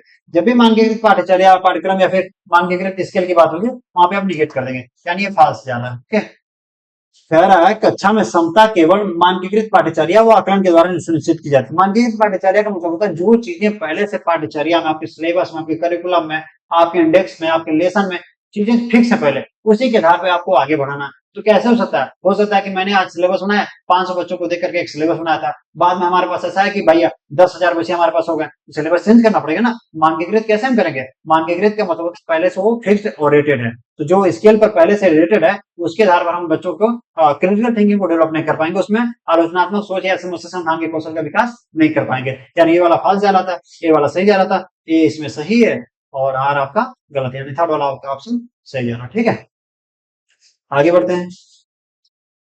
क्वेश्चन नंबर 15 दिया है, जागृति जागृति को पता चल गया है कि उसका कुत्ता, उसका कोई कुत्ता है भैया, उसका कुत्ता रस्टी, रस्टी उस कुत्ते का नाम है, एक गोल्डन रिट्रीवर है। गोल्डन रिट्रीवर कुत्ते की एक वेरायटी है ना, एक ब्रीड है, ठीक है। तो वेरायटी है, टाइप्स ऑफ वेरायटी है, जैसे आप लोगों में बहुत सारा वेरायटी है भैया, कोई कोई कुछ है कुछ है, तो वैसे ही इस कुत्ते में भी एक वेरायटी है। रस्टी उस कुत्ते का नाम था, उसका कुत्ता रस्टी एक गोल्डन रिट्रीवर है। जब वो एक कुत्ते को देखती है जो रस्टी जैसा दिखता है, कोई और कुत्ता उसको देख रही है लेकिन रस्टी के जैसा दिख रहा है, ओके, लेकिन एक अलग नस्ल का, एक अलग वैरायटी, उसकी अलग ब्रीड है उसकी, तो वह उसे भी कुत्ता ही समझती है। ठीक है, उसको भी कुत्ता कह रही भाई, क्योंकि कुत्ते की वैरायटी के बारे में नहीं पता था, लेकिन लगता था कि भाई उस तरह का है। जीन पियाजे के संज्ञान, अब जीन पियाजे की थियरी आपको जोड़ना है, संगठन, अनुकूलन और आपका एसिमिलेशन और एकोमोडेशन। ठीक है, आइए बढ़ते हैं। जीन पियाजे संज्ञानात्मक विकास के सिद्धांत के अनुसार यह किस अवधारणा पर प्रदर्शित करता है, तो थोड़ा समझना पड़ेगा कि संगठन क्या था, अनुकूलन क्या था। संगठन का मतलब होता है जब नए नए स्कीम आपके माइंड में आ जाते थे तो संगठन कहलाता था। दूसरा था अनुकूलन, एडॉप्टेशन। एडॉप्टेशन के दो पार्ट थे, एक का आपका एसिमिलेशन और एक आपका एकोमोडेशन। एसिमिलेशन में जब पूर्व ज्ञान में नवीन ज्ञान जुड़ता है तब, या फिर पूर्व ज्ञान में नवीन ज्ञान जब जुड़ता है और पूर्व ज्ञान आपको बदल जाता है तो उसको कहते हैं एकोमोडेशन। एसिमिलेशन में पूर्व ज्ञान प्लस नवीन ज्ञान, और एकोमोडेशन में क्या होता है, पूर्व ज्ञान प्लस नवीन ज्ञान के साथ एकदम मॉडिफाइड नॉलेज। ठीक है, तो मॉडिफाइड नहीं हो रहा है क्योंकि कुत्ते का जो नया जो नस्ल था उसका नाम नहीं बता रही है, बताते जान जाते कि भैया ये एकोमोडेशन प्रक्रिया, लेकिन अभी लग रहा है एसिमिलेशन के आसपास की प्रक्रिया। ठीक है, तो ये आम के अंदर तो नहीं होगा भाई। ईगो सेंट्रिक में बच्चा क्या होता है कि अपने आप को सोचता है कि भैया हम ही सर्वोपरि, हम जैसा सोच रहे हैं, जो मुझे पसंद है वैसे को पसंद है। आम केंद्रीय जीन पियाजे के थ्योरी में आता है। ठीक है, वस्तु अस्तित्व में क्या होता है कि भैया ये मतलब कि जो वस्तु अभी दिखाई दे रही है और वो वस्तु हमारे सामने चली गई, तो वही वस्तु हमको अभी तक चाहिए, हमको वही उसके रूप में हमको वही वस्तु चाहिए, कोई और वस्तु नहीं चाहिए। वस्तु अस्तित्व नहीं होगा। संरक्षण कंजर्वेशन हो जाएगा कि भैया कि कोई बड़ा सा बॉटल था, उस बॉटल को हम बड़े चौड़े से बीकर में डाल दिए, चौड़े से बर्तन में डाल दिए, तो पानी का जो संरक्षण था वो कम बेसी हो गया, तो फिर लंबे वाले बॉटल से डाले थे और चौड़े वाले में डाल दिए तो इसमें कम क्यों हो गया, इसका उसका जानकारी उसको हो जाता है। ठीक है, ये वाली कहानी करिए। समायोजन की कहानी, समायोजन को थोड़ा सा देखना पड़ेगा, एसिमिलेशन है, ओके, एसिमिलेशन है, तो एसिमिलेशन में वही होता है कि पूर्व ज्ञान में नवीन ज्ञान जुड़ गया। एक उसके पास एक ब्रीड था जिसका नाम था गोल्डन रिट्रीवर, दूसरा एक कुत्ता आया, उसके बारे में वो जान नहीं पा रहे थे कौन सा है, तो पूर्व ज्ञान में नवीन ज्ञान जोड़ी है लेकिन उसके बारे में मॉडिफाइड ही होती है, कुत्ता की कुछ और है, वो भी कह रही वो भी कुत्ता ही है, यानी एसिमिलेशन तक की कहानी है। जब ये कह देती है ये कुत्ता नहीं है, ये बैल है, गाय है, हाथी है, जो भी है, तब उनका तब ये मॉडिफाइड है, एकदम नया नॉलेज आ गया उसके तरीके से, यानी एसिमिलेशन तक इसको लेके जा रहा है, समायोजन की कहानी इसको बन जा रही है। चौथा ऑप्शन आपका सही हो जाएगा। ठीक है, तो जीन पियाजे की थियरी में, तो जीन पियाजे जब आप पढ़ेंगे अच्छे से समझ में आ जाएगा। जीन पियाजे की थियरी मान के चलिए कि काफी ब्रॉड है, काफी अच्छा है वो, मतलब सीटेट को आपको करना रहेगा तो जीन पियाजे तो आपको पढ़ना ही पड़ेगा। सीटेट में जीन पियाजे, वाइगोत्स्की, कोलबर्ग, इन तीनों को लेकर के रखना पड़ेगा, और एक एनसीएफ, एनसीएफ बड़ा इंपॉर्टेंट। ठीक है, प्रतिशील शिक्षा और बाल केंद्रित शिक्षा, ये सारी चीजें उसके पार्ट वगैरह, तो 5 चीजें, ये सारी चीजें बड़ी अच्छी हैं, आपको देखना पड़ेगा। ठीक है, क्लास में सारी चीजें होती रहती हैं। और आगे बढ़ते हैं अब, question number 16, question number 16, okay, चलिए क्वेश्चन नंबर 16 में दिया है आनुवंशिकता पूरी तरह से एक व्यक्ति की, आनुवंशिकता पूरी तरीके से एक व्यक्ति के जो आनुवंशिकता है देती है, इसके बारे में पूछ रहा है क्या होता है, तो क्या निर्धारण करती है, किसका निर्धारण करती है, ये कह रहा है। अच्छा देखिए, सेक्स एंड जेंडर ये दो चीजें हैं। शैक्षणिक सफलता तो कोई मतलब नहीं है, क्योंकि शैक्षणिक सफलता हो सकता है कि इन्वायरमेंट के द्वारा प्रभावित हो। कह रहा है कि आनुवंशिकता जो होती है वो क्या डिनोट करती है। आनुवंशिकता जिसमें हमने ये कह दिया कि हमने डॉक्टर के घर में जन्म लिया तो हम भी डॉक्टर भी बनेंगे, तो ये शैक्षणिक सफलता वहां पे फाइनल हो जाता। लेकिन ऐसा पॉसिबल नहीं है कि डॉक्टर घर में पढ़ने पैदा होने वाला जो बच्चा है डॉक्टर ही बनेगा, ये पॉसिबल नहीं है। सीखने की शैली थोड़ी बहुत प्रभावित कर सकती है, जोड़ सकती है, लेकिन फिर भी। अच्छा, जेंडर, जो जेंडर की बात होती है, जेंडर होता है सोशल कंस्ट्रक्ट होता है। देखिएगा, सेक्स जो होता है वो बायोलॉजिकल होता है, ये जैविक है, और इसी जैविक को आप आनुवांशिक भी कहते हैं। आनुवांशिक, ओके, आनुवांशिक भी इसी को कहते हैं, ठीक है। यानी जो सेक्स हो जाएगा वो आनुवांशिकता का पार्ट हो जाएगा, सीधे सीधे हम दिख रहा है। अच्छा, जेंडर क्या होता है? जेंडर हम तब डिनोट करते हैं जब समाज किसी व्यक्ति को, किसी महिला या पुरुष को डिनोट करता है कि तुम्हारा जेंडर ये रहेगा। जैसे कि हो सकता है कि कोई व्यक्ति है उसको मेल मेल रहा हो, ठीक है, लेकिन उसके खान पान, पहनावे, रहन सहन या फिर उसके हाव भाव तरीके वो सारी फीमेल की तरह है, तो उसको हम जेंडर के रूप में कन्वर्ट कर सकते हैं, मतलब बता सकते हैं ये तो महिलाओं की तरह बिहेव कर रहा है, ठीक है, ऐसा हम कह सकते हैं, ठीक। तो ये क्या होता है कि जो जेंडर होता है वो समाज के द्वारा संरचित है। जेंडर हम अपने अनुभव, अपने आसपास के समाज के क्रियाकलापों के आधार पर निर्धारित करते हैं, यानी वो जैविक नहीं, वो सामाजिक है। और जो बायोलॉजिकल है, जो जैविक है, जो आपकी सेक्स है, वो भगवान के द्वारा प्रदत्त है, वो आनुवंशिकता के द्वारा प्रदत्त है, उसमें कोई चेंजेस वगैरह नहीं कर सकते हैं, ओके। तो ये आनुवंशिकता आपका सेक्स का पार्ट हो जाएगा, ओके। पहला ऑप्शन यहाँ सही जा रहा है, यानी आनुवंशिकता एक व्यक्ति के इसमें ये भी पूछा है पहला दूसरा के कौन सा सही होगा कौन सा गलत होगा, ठीक है। तो जेंडर तो नहीं होगा, यानी जिसमें दो होगा वो काट देंगे, ये कट जा रहा है आपका ऑप्शन, आपका ये भी ऑप्शन कट जा रहा है। सिर्फ ए वाला कहानी और 1, 3, 4 सीखने की शैली तो नहीं कर सकता, शैक्षणिक सफलता भी थोड़ा बहुत कर सकता है, लेकिन सीधे सीधे आप सेक्स पे लेके जाएंगे, क्योंकि सबसे अच्छा ऑप्शन आपके पास सेक्स ही है। आनुवंशिकता पूरी तरीके से, कह रहा पूरी तरीके से, थोड़ा सा क्या था कि थोड़ा शैक्षणिक सफलता मान सकते हैं, लेकिन ये कह रहा पूरी तरीके से, तो पूरी तरीके से सिर्फ सेक्स पर निर्भर है, यानी कि पहला आपका ऑप्शन सही हो जाएगा, बाकी ऑप्शन आपके गलत हो जाएंगे। पूरी तरीके से यहाँ पर ऑप्शन दे दिया ना। चलिए अगला बढ़ते हैं, क्वेश्चन नंबर 17 सर्सन रीजन का फिर से क्वेश्चन आ गया आपके सामने, देखते हैं क्या कह रहा है ना।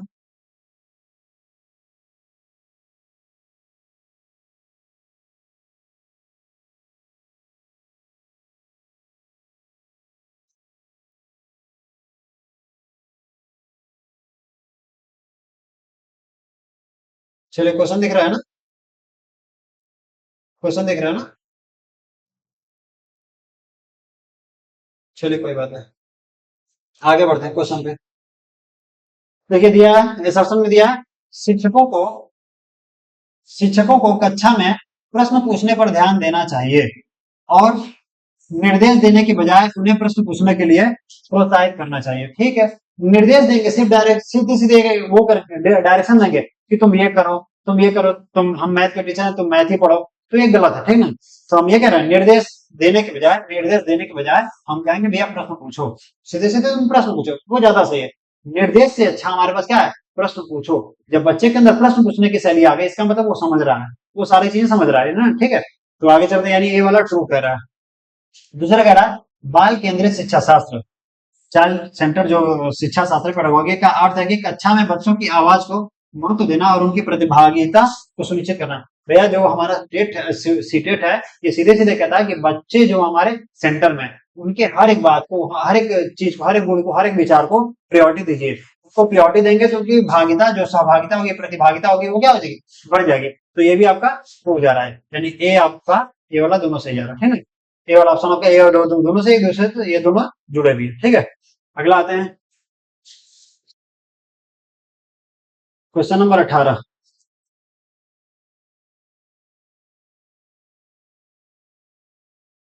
क्वेश्चन नंबर 18,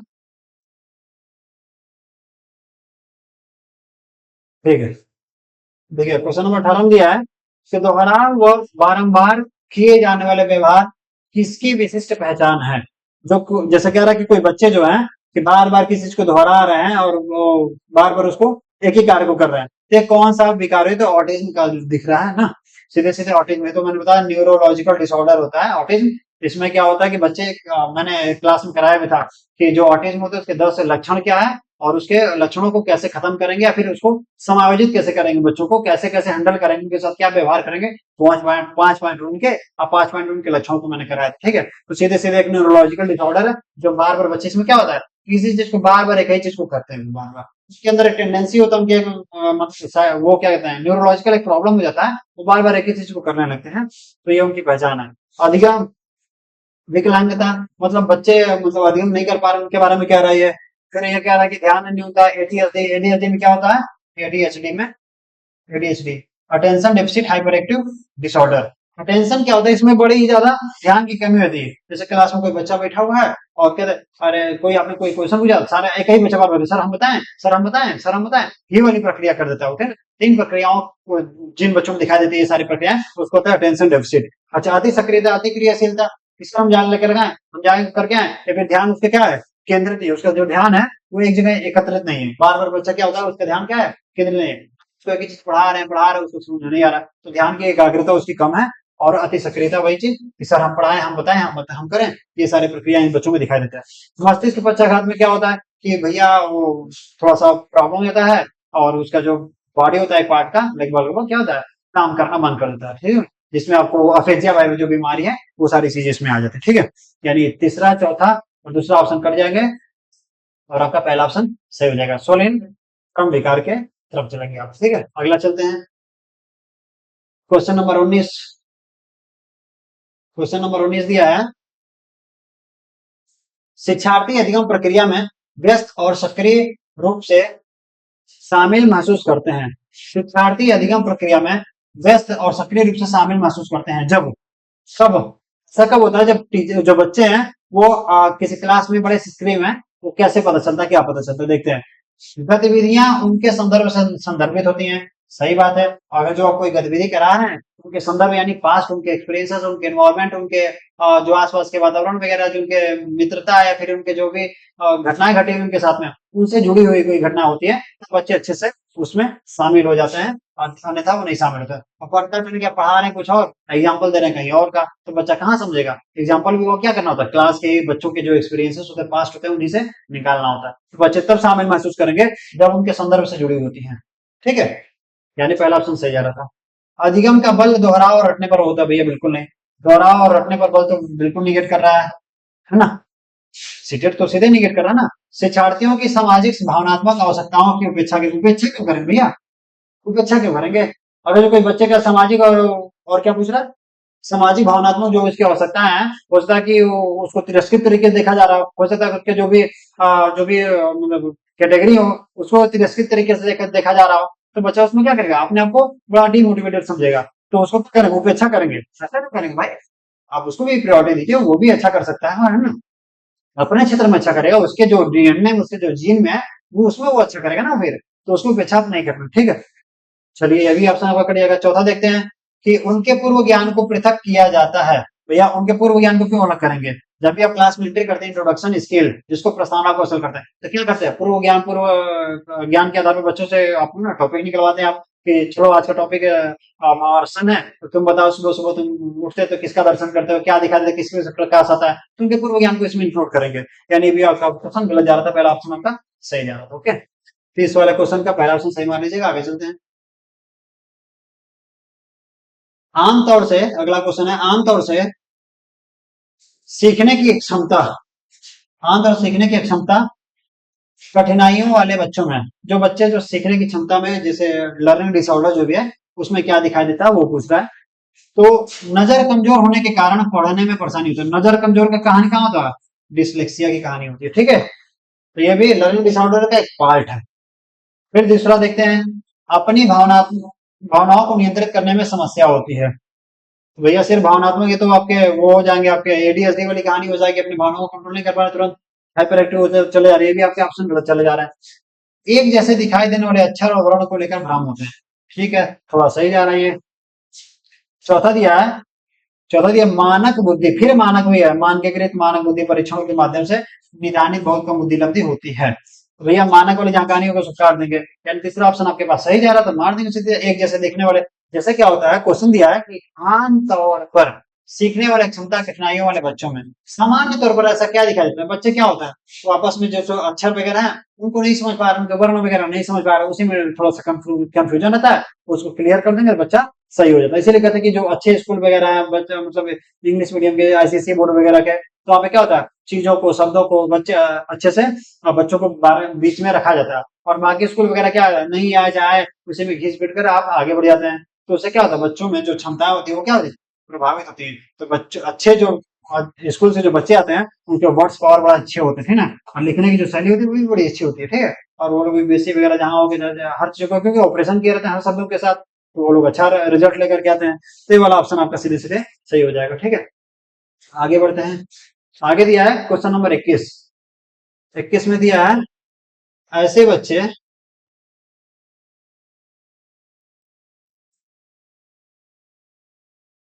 ओके थोड़ा छोटा कर देना, दिखाई नहीं दे रहा ना पूरा। चलिए देखते हैं।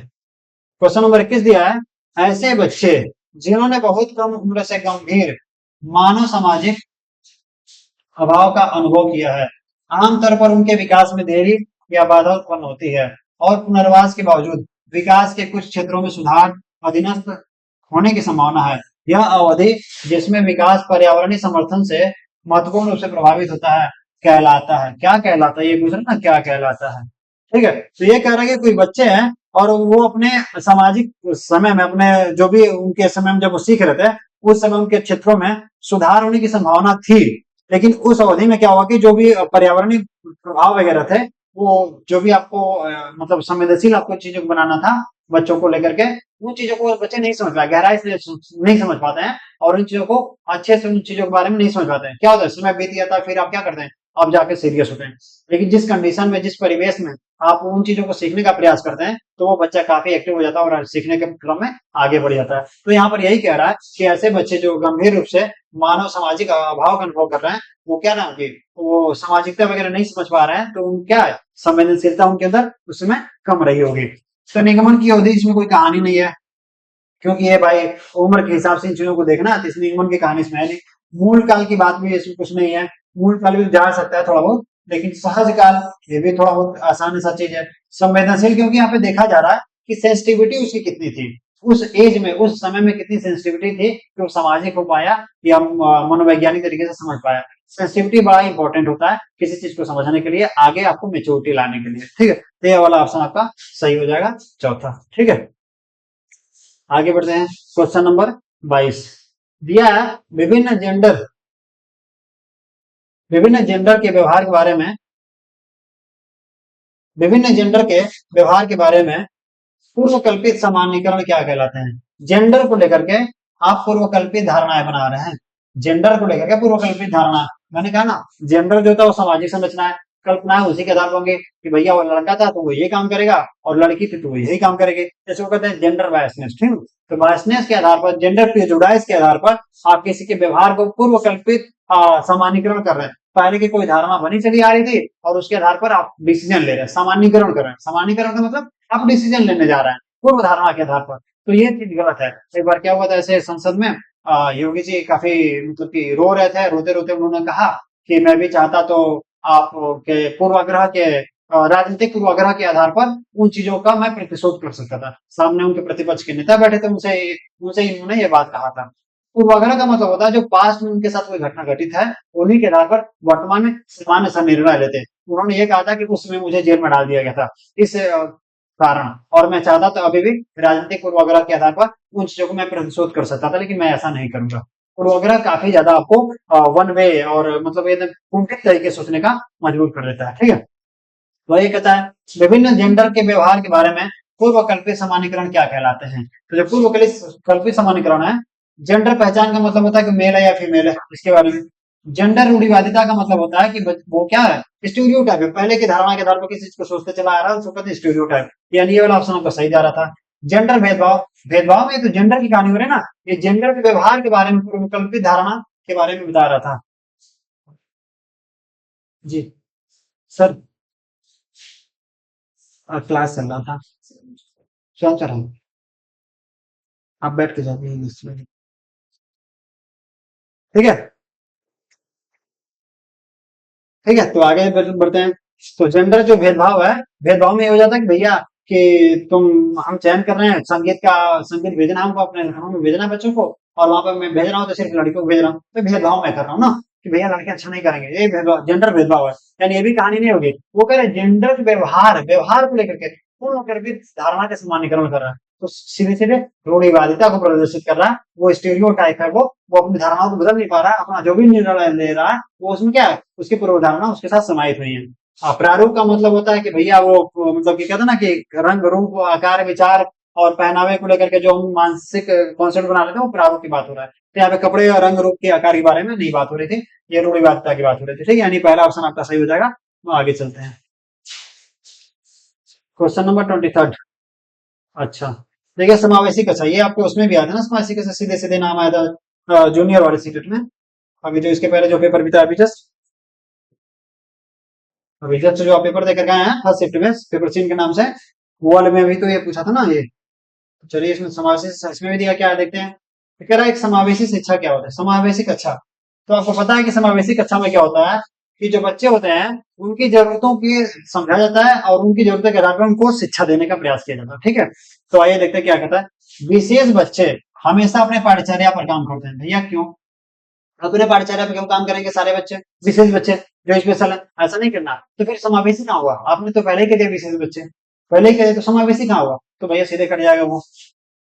अच्छा ठीक है, सभी बच्चों की कक्षा की गतिविधियों तक पहुंच है और वे कक्षा की क्रिया में शामिल है। ठीक है, अच्छी बात, तभी तो समावेश अच्छा होता है कि सारे बच्चे जो होते हैं अपनी कक्षा की गतिविधियों तक अपना पूरा क्या है पहुंच जा रहे हैं, यानी सारे क्रियाकलापों में इन्वॉल्व हो पा रहे हैं। और जो ये वाला ये कह रहा है कि और वे कक्षा की क्रिया में शामिल हो पा रहे हैं, यानी सहभागिता उनकी बनी हुई है। ठीक है, यानी ये वाला ऑप्शन आपका सही जा रहा है। तीसरा देते हैं, विशेष बच्चों को जरूरतमंद और आश्रित के रूप में देखा जाता है। भैया फिर यहाँ विशेष की बात कर रहा है। जब कहते हैं समावेशी कक्षा कह रहा है विशेष बच्चों की जरूरतमंद और आश्रित, क्यों आश्रित, कोई विशेष है तो आश्रित कैसे हो जाएगा। विशेषता का मतलब ये होता है कि वो प्रतिभाशाली भी हो सकता है, वो मंदबुद्धि भी हो सकता है, वो दिव्यांग भी हो सकता है, वो किसी चीज में खर्च हो सकता है, किसी चीज में कम हो सकता है, उसको होता है विशिष्ट बालक। ठीक है, तो विशिष्ट बालक किसी में आश्रित क्यों होंगे, समावेशी कक्षा ना, यानी कि सबको आप एक साथ लेकर चलने का प्रयास करेंगे। हो सकता है कि आपको टीचिंग की जो पेडागॉजी है वो थोड़े चेंज करने पड़े बच्चों के कैपेबिलिटी के अकॉर्डिंग। ठीक है, अच्छा, चौथा दिया है कि सभी बच्चे समान पाठ्यचर्या का पालन, समान पाठ्यचर्या क्यों करेंगे भैया, पालन करें, और सभी, ठीक है समान पाठ्यचर्या ठीक है, और सभी शिक्षार्थियों के लिए समान शिक्षा शास्त्र, ये देखिएगा समान शिक्षा शास्त्र अपना रहे हैं आप। क्यों समान शिक्षा शास्त्र अपना रहे हैं, ठीक है, क्यों समान शिक्षा शास्त्र अपना रहे हैं भैया। समान शिक्षा शास्त्र का मतलब क्या हो जाएगा कि आप टीचिंग तो आपने एक दे दिया, आपने क्या किया यहाँ पर कि समान पाठ्यचर्या तो दे दिया, एक करिकुलम आपने दे दिया सारा बच्चों समावेश शिक्षा, क्योंकि किताबी ऐसा बनता, हमारा करिकुलम ही ऐसा कि समावेश शिक्षा को इंडिकेट कर रहा, प्रमोट कर रहा, हमारा करिकुलम ही ऐसा बना। लेकिन जब हम कहते हैं कि भैया समान शिक्षा शास्त्र, तो पेडागॉजी का मतलब होता है स्पेशल कैटेगरी में स्पेशल बच्चों के लिए स्पेशल तरीके से आपको पढ़ाने का तरीका डेवलप होना चाहिए, पढ़ाने के शिक्षण शास्त्र है ना, शिक्षा शास्त्र मतलब कि आपको पढ़ाने के अलग अलग वे आपको देने पड़ेंगे, शिक्षा शास्त्र का मतलब होता है ये। तो पेडागॉजी आपको नीड कर रहा है, सीटेट क्या मांगना चाह रहा है कि जैसे कंडीशन आ रहा है उसके अकॉर्डिंग आप समझा पा रहे हैं, समझ पा रहे हैं, बच्चों की परिस्थितियों को समझा पा रहे हैं। तो समान शिक्षा शास्त्र नहीं देंगे, बोलो ना बच्चा बहुत प्रतिभाशाली हो तो उसको हम क्या करेंगे, प्रतिभाशालिता के अकॉर्डिंग उसको काम वगैरह थोड़ा सा देंगे, परिचर्या तो समान रहेगा, लेकिन कार्य जो टास्क होगा, जो शिक्षण विधियां होंगी, तरीके होंगे, जो मेथड होंगे, जो स्किल होंगे, उसमें क्या करेंगे, चेंजेस लाएंगे। ठीक है, यानी आपका शिक्षा शास्त्र समान नहीं होगा, ये वाला ऑप्शन आपका कट जाएगा। और ये वाला सेकंड वाला ऑप्शन आपका बोला सभी बच्चों की कक्षा की गतिविधियों में पहुंच है और वे समान रूप से क्रिया शिक्षा में शामिल है। ठीक है, ये सारी चीजें आगे देखते हैं। ओके, आगे चलते हैं। फिर दिया है आलोचनात्मक सोच वाले प्रश्न पूछने का प्राथमिक उद्देश्य क्या है, क्रिटिकल थिंकिंग। फिर वही क्वेश्चन आ गया, देख रहे हैं ये सब आपके कहीं चीज रट्टा पिट्टा रोज रोज एक ही चीज आप हिला रहे हैं सर, करना कुछ नहीं है, सॉरी करना बहुत कुछ है। आलोचनात्मक सोच, ठीक है, मतलब कहने में तो करना बहुत कुछ है, मतलब ये कि सीटेट का अपना एक कॉन्सेप्ट है, उस कॉन्सेप्ट को कैसे समझेंगे। या तो आप उसके पीवाई को उठा लीजिए, चाट जाइए, और चाट करके उनके कॉन्सेप्ट को आप अपने मन में रख लीजिए। या दूसरा तरीका कि जो सीटेट के लोग पेपर बना रहे हैं, सीबीएसई वाले लोग हैं, उसमें कोई सारे प्रोफेसर वगैरह अच्छे अच्छे यूनिवर्सिटी के प्रोफेसर लोग हैं, तो लोग अपना पेपर डेवलप करते हैं और बाहर से कुछ क्वेश्चन वगैरह लेकर के आते हैं। तो अपना क्या होता है कि मान लीजिए किसी व्यक्ति के थॉट को पकड़ना होता है, किसी विचार को पकड़ना होता है, तो क्या करना पड़ेगा, उस व्यक्ति के पास जाना पड़ेगा। सेकेंडरी सोर्सेस पे मत जाइए, सेकेंडरी सोर्सेस आपको हो सकता है कि कोई बताए कि वो टीचर ऐसा, वो विचार ऐसा, ऐसा विचार, ठीक है, प्राइमरी सोर्सेस क्या है, उनके जो किताबें हैं, उनके जो विचार, उनके जो बातचीत है, वो सारी चीजों से आप इन्वॉल्व रहिए बार बार। तो उनके जो किताबें, उनको किताबें को उठाइए, सर्च करिए कौन कौन पेपर बनाते हैं, आपको ऐसे तो मिलेगा नहीं। तो ये आयोग की कहानी ऊपर की होती है। तो उनकी किताबों को ढूंढिए और किताबों को पढ़ डालिए पूरा। उन्होंने नॉवेल क्या लिखा, उन्होंने किताबें क्या लिखा, उन्होंने जो पेडागॉजी उसके बारे में क्या लिखा, विभिन्न विषयों के बारे में उन्होंने क्या क्या अपने सोच डेवलप किए, बाकी नीट क्या करता है, एनसीईआरटी। तो ये सारी चीजें आपको पढ़ना पड़ेगा ऊपर से, वो कोई बताता नहीं है, पहले आपको मैंने यहाँ पे बता दिया। तो आपके पास नहीं कोई सोर्स है तो पीवाईक्यू है, पीवाईक्यू को स्टार्ट जाइए और मेरे एक्सप्लेनेशन को अच्छे से देख लीजिए। सारे क्वेश्चन के एक्सप्लेनेशन मैंने अच्छे ऐसे दिया, क्लास में भी ऐसे ही करते हैं, ठीक है। आपका स्वागत है, बनारस आइए, बनारस में आपको मिलेंगे हम।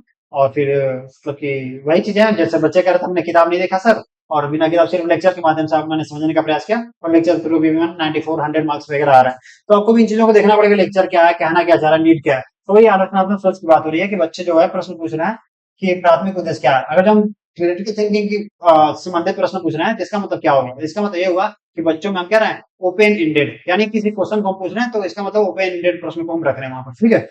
तो पहला इसमें दिया है छात्रों को प्रक्रियात्मक ज्ञान विकसित करने में सक्षम बनाना। तो ठीक है, प्रक्रियात्मक ज्ञान का मतलब प्रोसीजरल। प्रोसीजरल थोड़ा कठिन है भाई।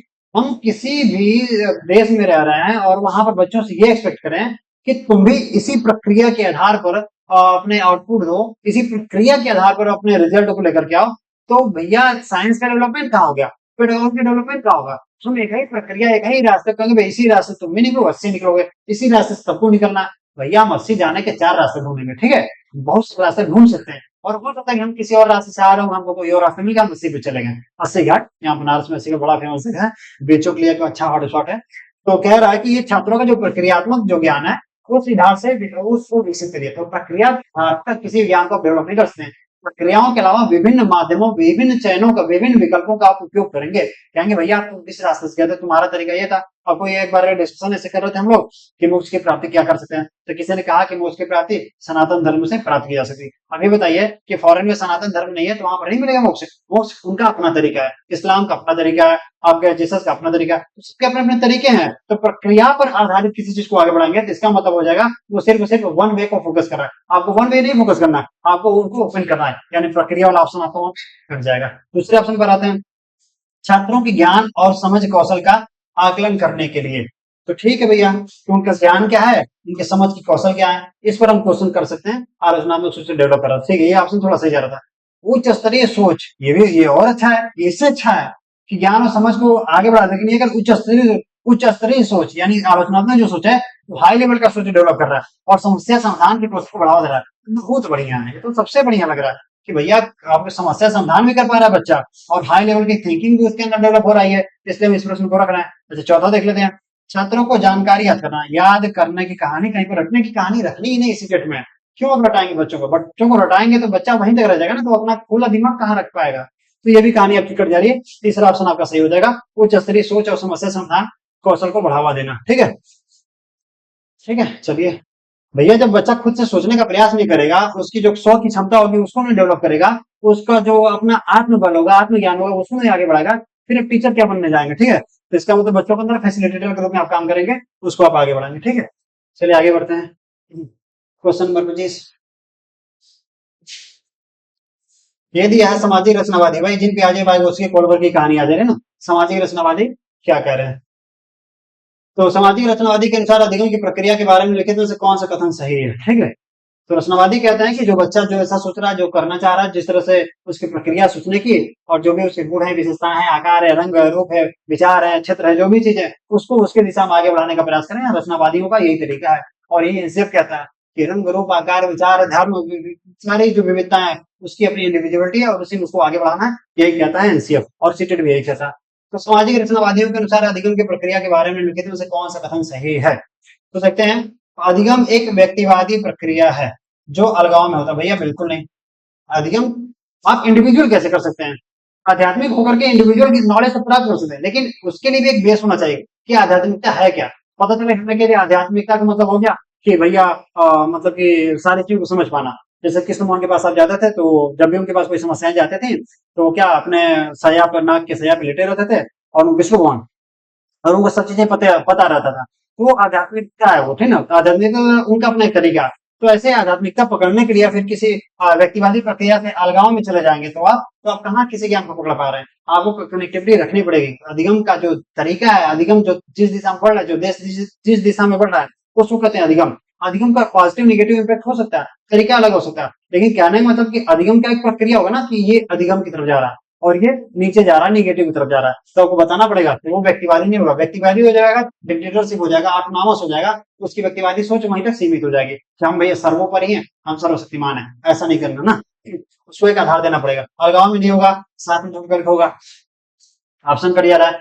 अधिगम केवल कक्षा, और भैया केवल कक्षा क्यों होगा भैया, ऐसा पॉसिबल है क्या कि सिर्फ क्लास में हम लर्निंग सीखेंगे, हमारे आस पास पास पड़ोस छोटे बड़े लोग नहीं सिखाते हैं, हमारे करिकुलम नहीं सिखा पा रहे हैं, हमारे जो भी मतलब कि मित्र लोग हैं, जो हमारे कलीग्स वगैरह वो लोग नहीं सिखा पा रहे हैं सारी चीज, अधिगम वहां से भी सीखते हैं, ठीक।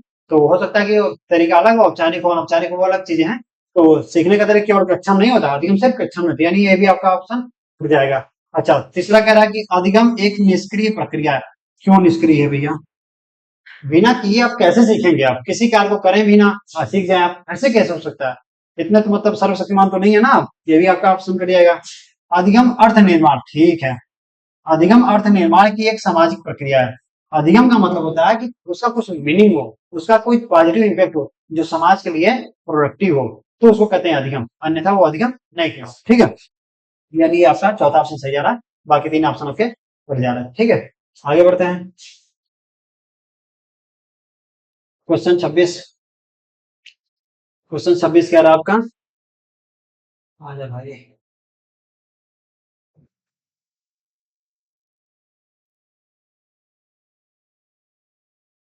दिख रहा है, ठीक है। कह रहा है, जबकि कुछ बच्चे 12 महीने की उम्र में बड़बड़ाना और दो शब्दों का वाक्य बोलना शुरू कर देते हैं, अन्य 20 महीने की उम्र तक ऐसा नहीं करते हैं। अन्य की बात कर रहा है इसी में। इसका मतलब ये कह रहा है कि एक सामान्य सा कॉन्सेप्ट कि 12 वर्ष के उम्र तक, 12 महीने की उम्र तक जो बच्चे होते हैं वो दो शब्दों को और वाक्यों को बोलना शुरू कर देते हैं। मतलब मैक्सिमम ये चीजें देखा जा रहा है, ये पॉसिबिलिटी है, जनरलाइजेशन है, ये सामान्यकरण है, ये एक सामान्य सा कॉन्सेप्ट है, ठीक है। लेकिन कह रहे हैं अन्य कुछ लोग, हो सकता है ऐसा है कि 20 महीने की उम्र, 20 महीना बीत गया, 1.5 साल बीत गया है और ऐसा नहीं कर पा रहे हैं, तो ऐसा भी पॉसिबिलिटी है कि नहीं है। बिल्कुल है भाई। हो सकता है कोई बच्चा की ये 12 कह रहा है, कोई बच्चा 9 महीने भी सीख सकता है, बोल सकता है, भाई प्रक्रियाएं हैं और उसको सिखाने के तरीके हैं अपने अपने, ये हो सकता है, यानी ट्रू कह रहा है, ठीक है ना। दूसरा देखते हैं, कह रहा है विकासात्मक प्रतिमान केवल सांकेतिक और व्यक्तिगत बच्चों का विकास काफी भिन्न हो सकता है। विकासात्मक प्रतिमान कह रहा है जो विकास का जो प्रतिमान है केवल सांकेतिक है और व्यक्तिगत बच्चों का विकास काफी भिन्न हो सकता है।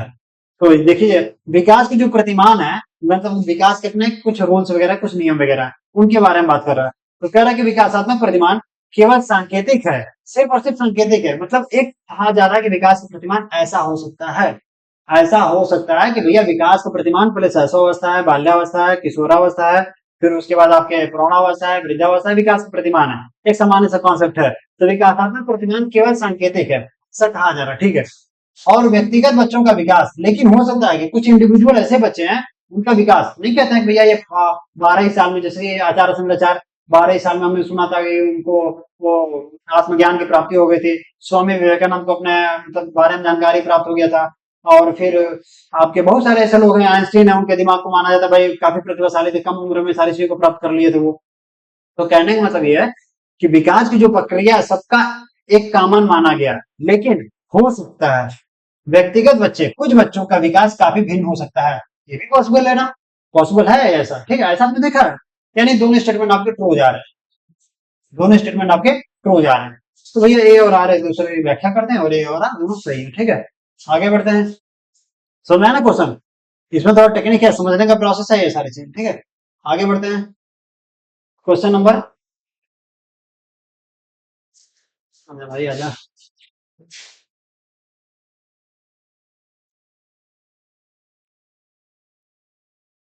बच्चों के, अगला दिया क्वेश्चन,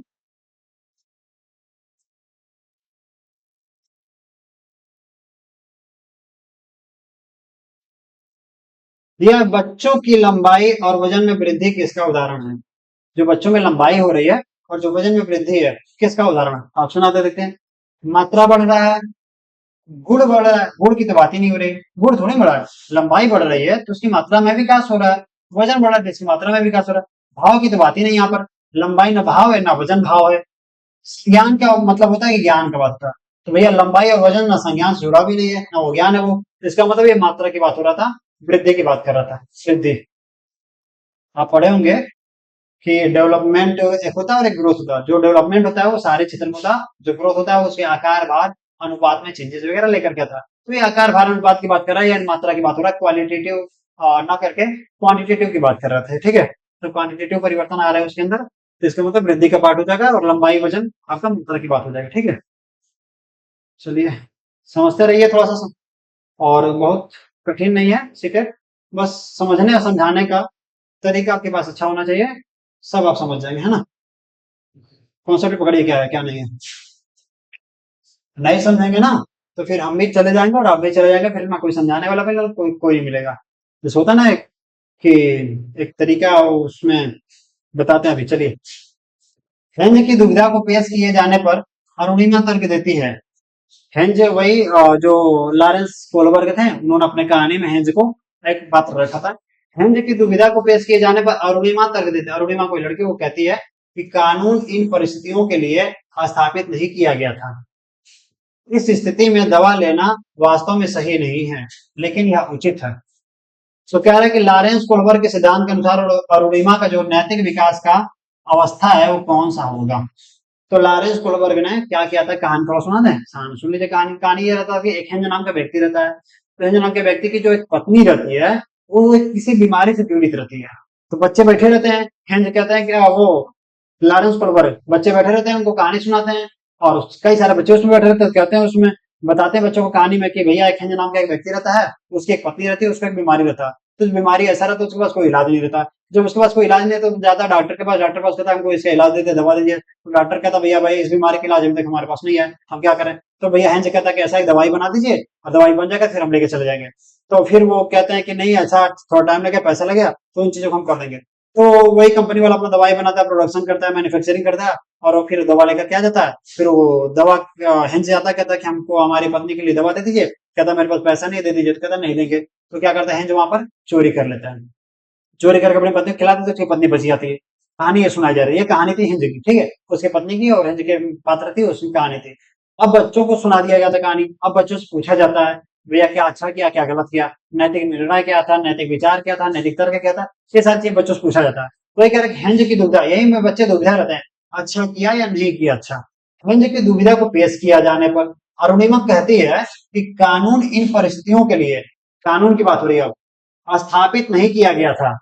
इस स्थिति में दवा लेना वास्तव में सही नहीं है, वह दवा चुराना सही नहीं है, वो ऐसा कहते हैं। रुमेमा कहती है कानून तो कानून होता भैया, उसमें अब ये थोड़ी कहा कि आप दवा चुरा लेंगे पैसा नहीं है तो ये कह रही थी। तो कह रहा है कि लॉरेंस कोलबर्ग के सिद्धांत के अनुसार अरुणिमा का जो नैतिक विकास का जो अवस्था है वो कौन सा होगा।